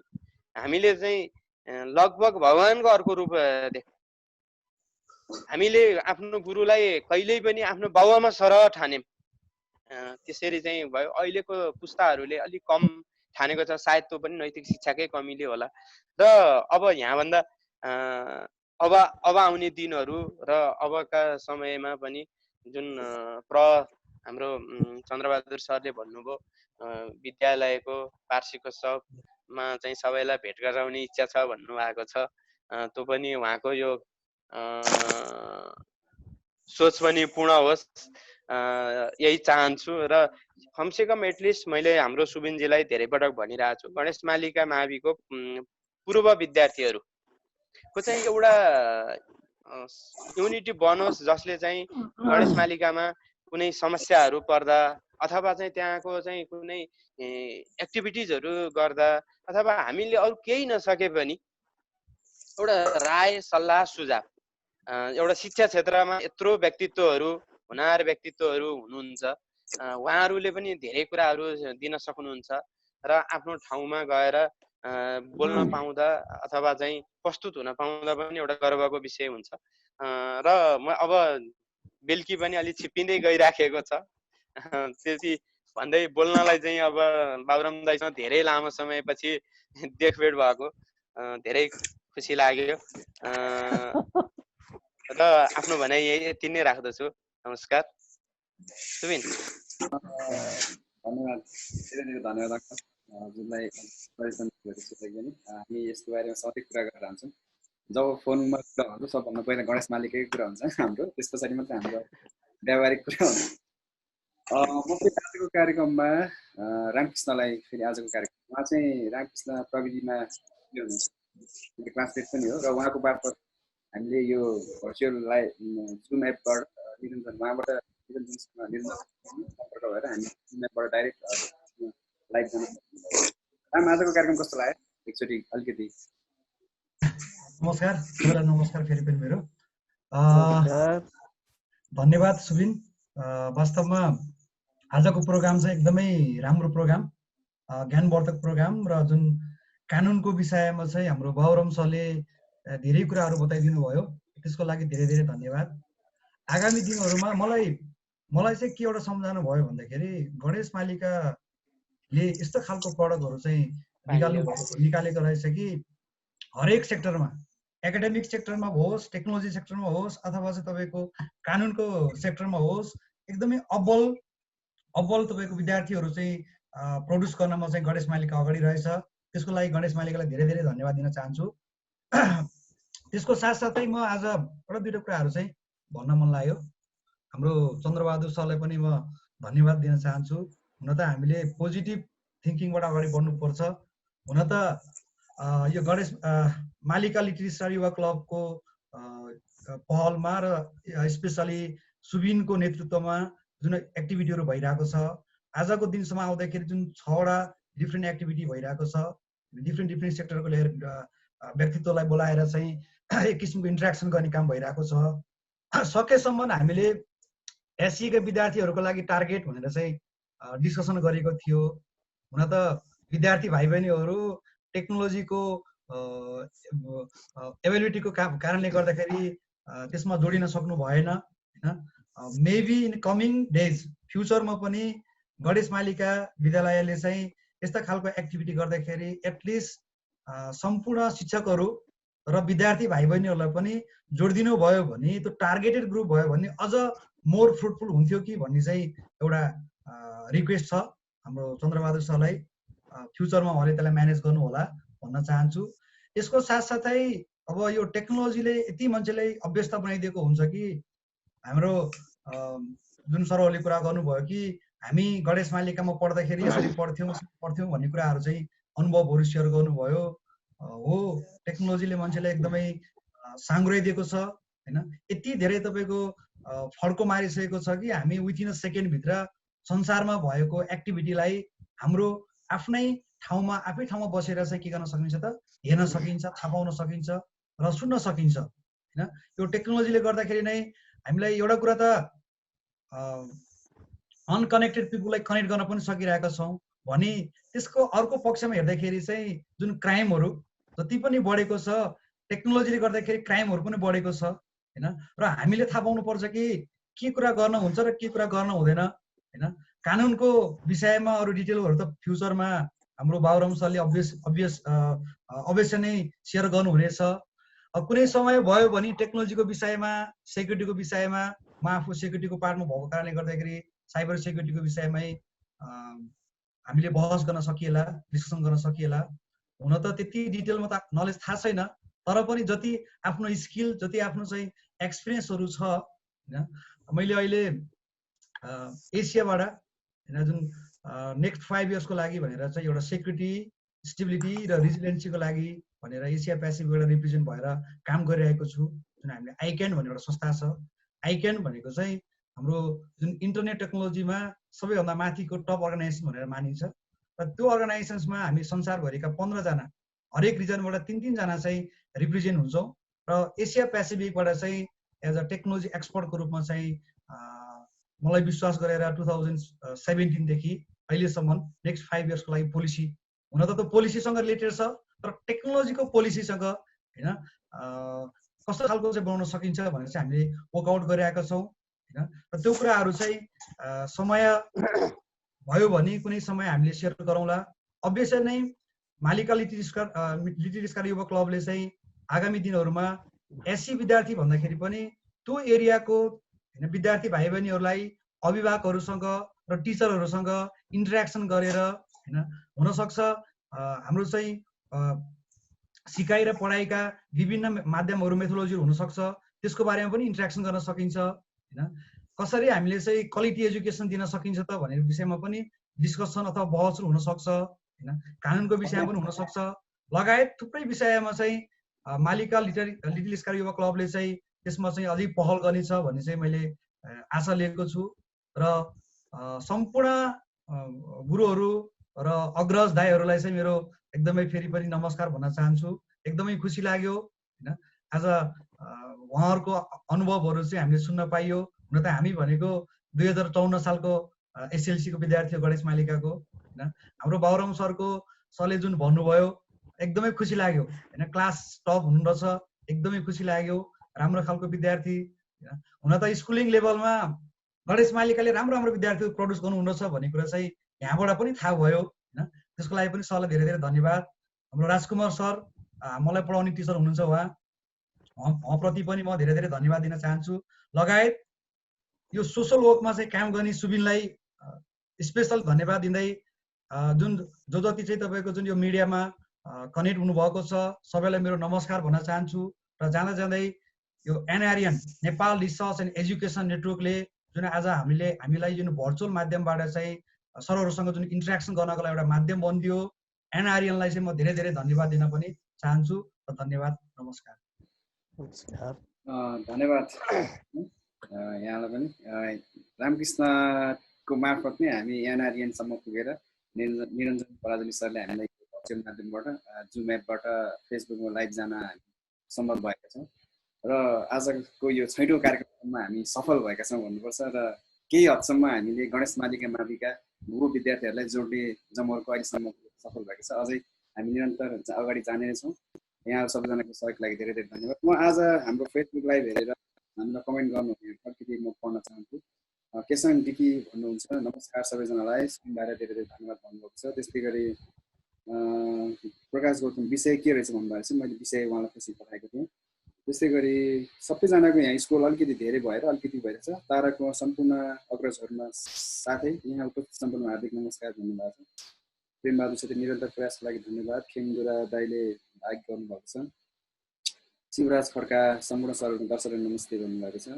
अनि कमल थापा, मेरो मम्मीले मलाई म 5 कक्षामा अध्ययन गर्दै धेरै धेरै पढेर खड्का गाउँको रणबहादुर अङ्कल र राजकुमार सरको भाइ जस्तै ठुलो मान्छे बन्नुपर्छ भनेर पर्छ बाबु भनेर सम्झाउनुहुन्थ्यो। घरमा हल्ला हुन्छ भनेर सबैजना वनपालेमा गएर काममा कपास हालेर पूर्व र पश्चिम दिशामा फर्केर पढ्नुहुन्थ्यो भनेर भन्नुहुन्थ्यो। म पनि त्यस्तै बन्छु भनेर किताब बोकेर हिँड्थेँ, तर लाज राख्थेँ। साथीहरूले विद्वान बन्ने भयो भने जिस्काउँथे। धेरैपल्ट किताब बोकेर हिँड्थेँ, तर कहिले किताब झलबाट निकालेर पढ्ने कोसिस चाहिँ गरिनँ भनेर भन्नुभएको छ। र विष्णु विष्ट सबै दाजुभाइहरूमा नमस्कार। सबैजना अरू अन्य सबैजना हेर्नेहरूलाई धेरै धेरै धन्यवाद। विष्णु मल्ल सबैमा नमस्कार भन्नुभएको छ। कमल थापाको कमेन्टबाट पनि थाहा हुन्छ बाबुराम मामा कतिको अध्ययनशील हुनुहुन्थ्यो भन्ने कुरा र आज हामीले त्यसको उपज पनि उहाँको अनुभव सेयर सुनेर हामीले उहाँको बारेमा अनुभव गर्ने मौका पायौँ। अन्त्यमा मामा अलिकति केही तपाईँको केही छुटेको छ कि अब हामी कार्यक्रम अन्त्यतिर जान्छौँ? बाबुराम मामा तपाईँलाई फेरि मैले एकचोटि सर्वप्रथम त के अरे मैले सबै साथीहरू जो साथीहरूले कमेन्ट गर्नुभयो सो साथीहरूले चाहिँ सल्लाह सुझाउनुभयो, जसले चाहिँ आभार व्यक्त गर्नुभयो र जसले एउटा केही मलाई पनि एउटा सुझाउने कामहरू गर्नुभयो। म सबै साथीहरू भाइहरूप्रति अग्रजप्रति आभार व्यक्त गर्न चाहन्छु। म जहिलेसुकै नै मलाई के लाग्छ भन्दा जीवनै सिकाइ हो। हरेक मान्छे जीवनको जन्मदेखि अन्तसम्म सिकाइमै गुज्रिएको हुन्छ। हामी जुन क्षेत्रमा लाए पनि हामी त्यो क्षेत्रमा एउटा सिकाइमा छौँ, अभ्यास छौँ र जहाँ सक्छ त्यो सिकाइले नै मान्छेलाई पारङ्ग र पोख्त बनाउने हो। र अहिले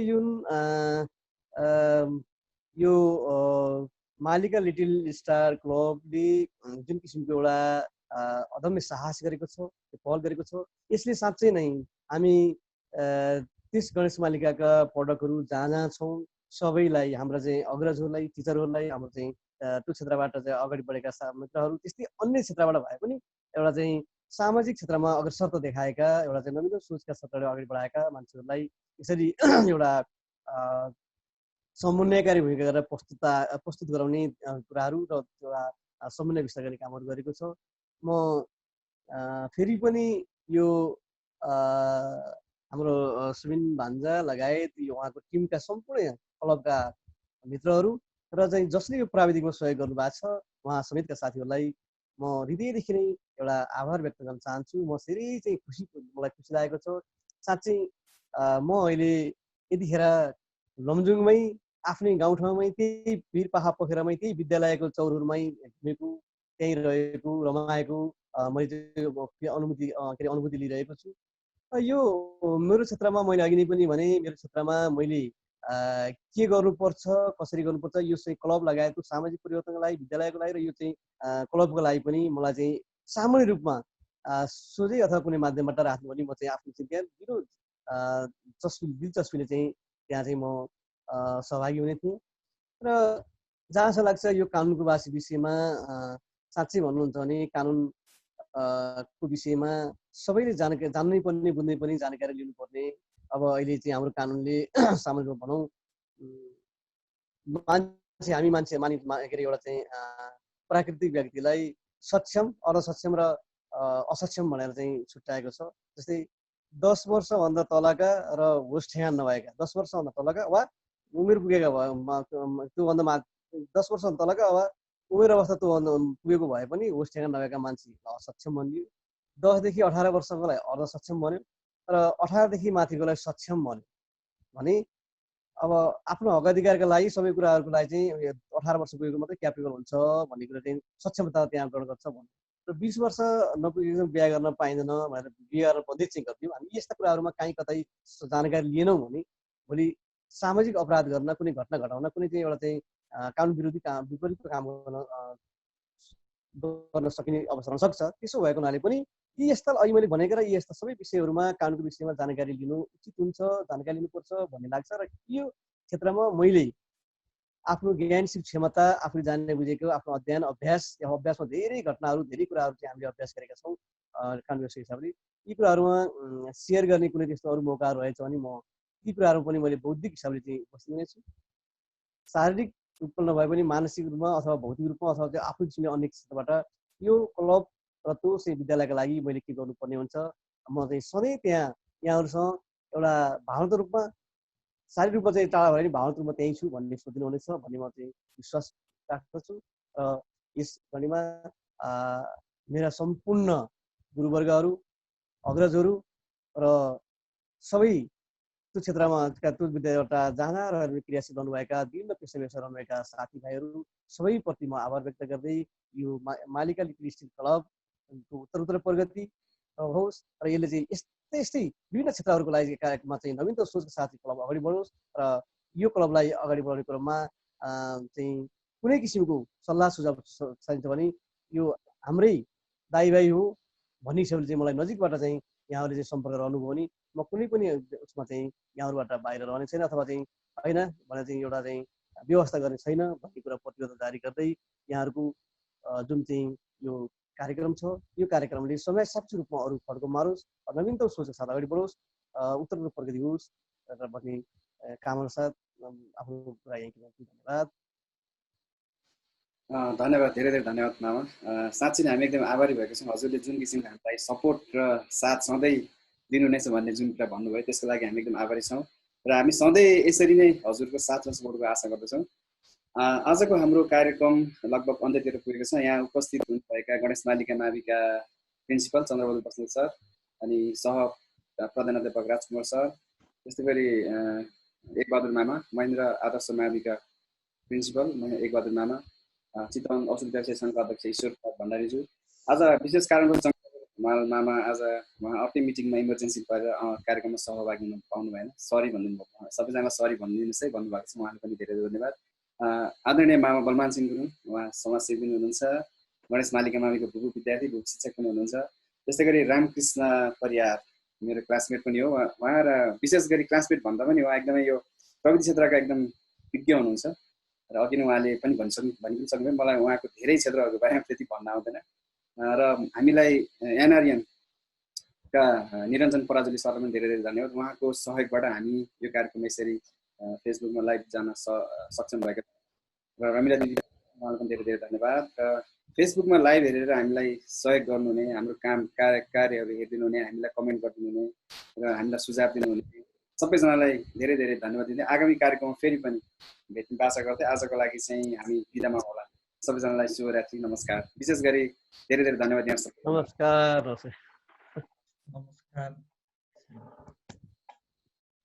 नमस्कार।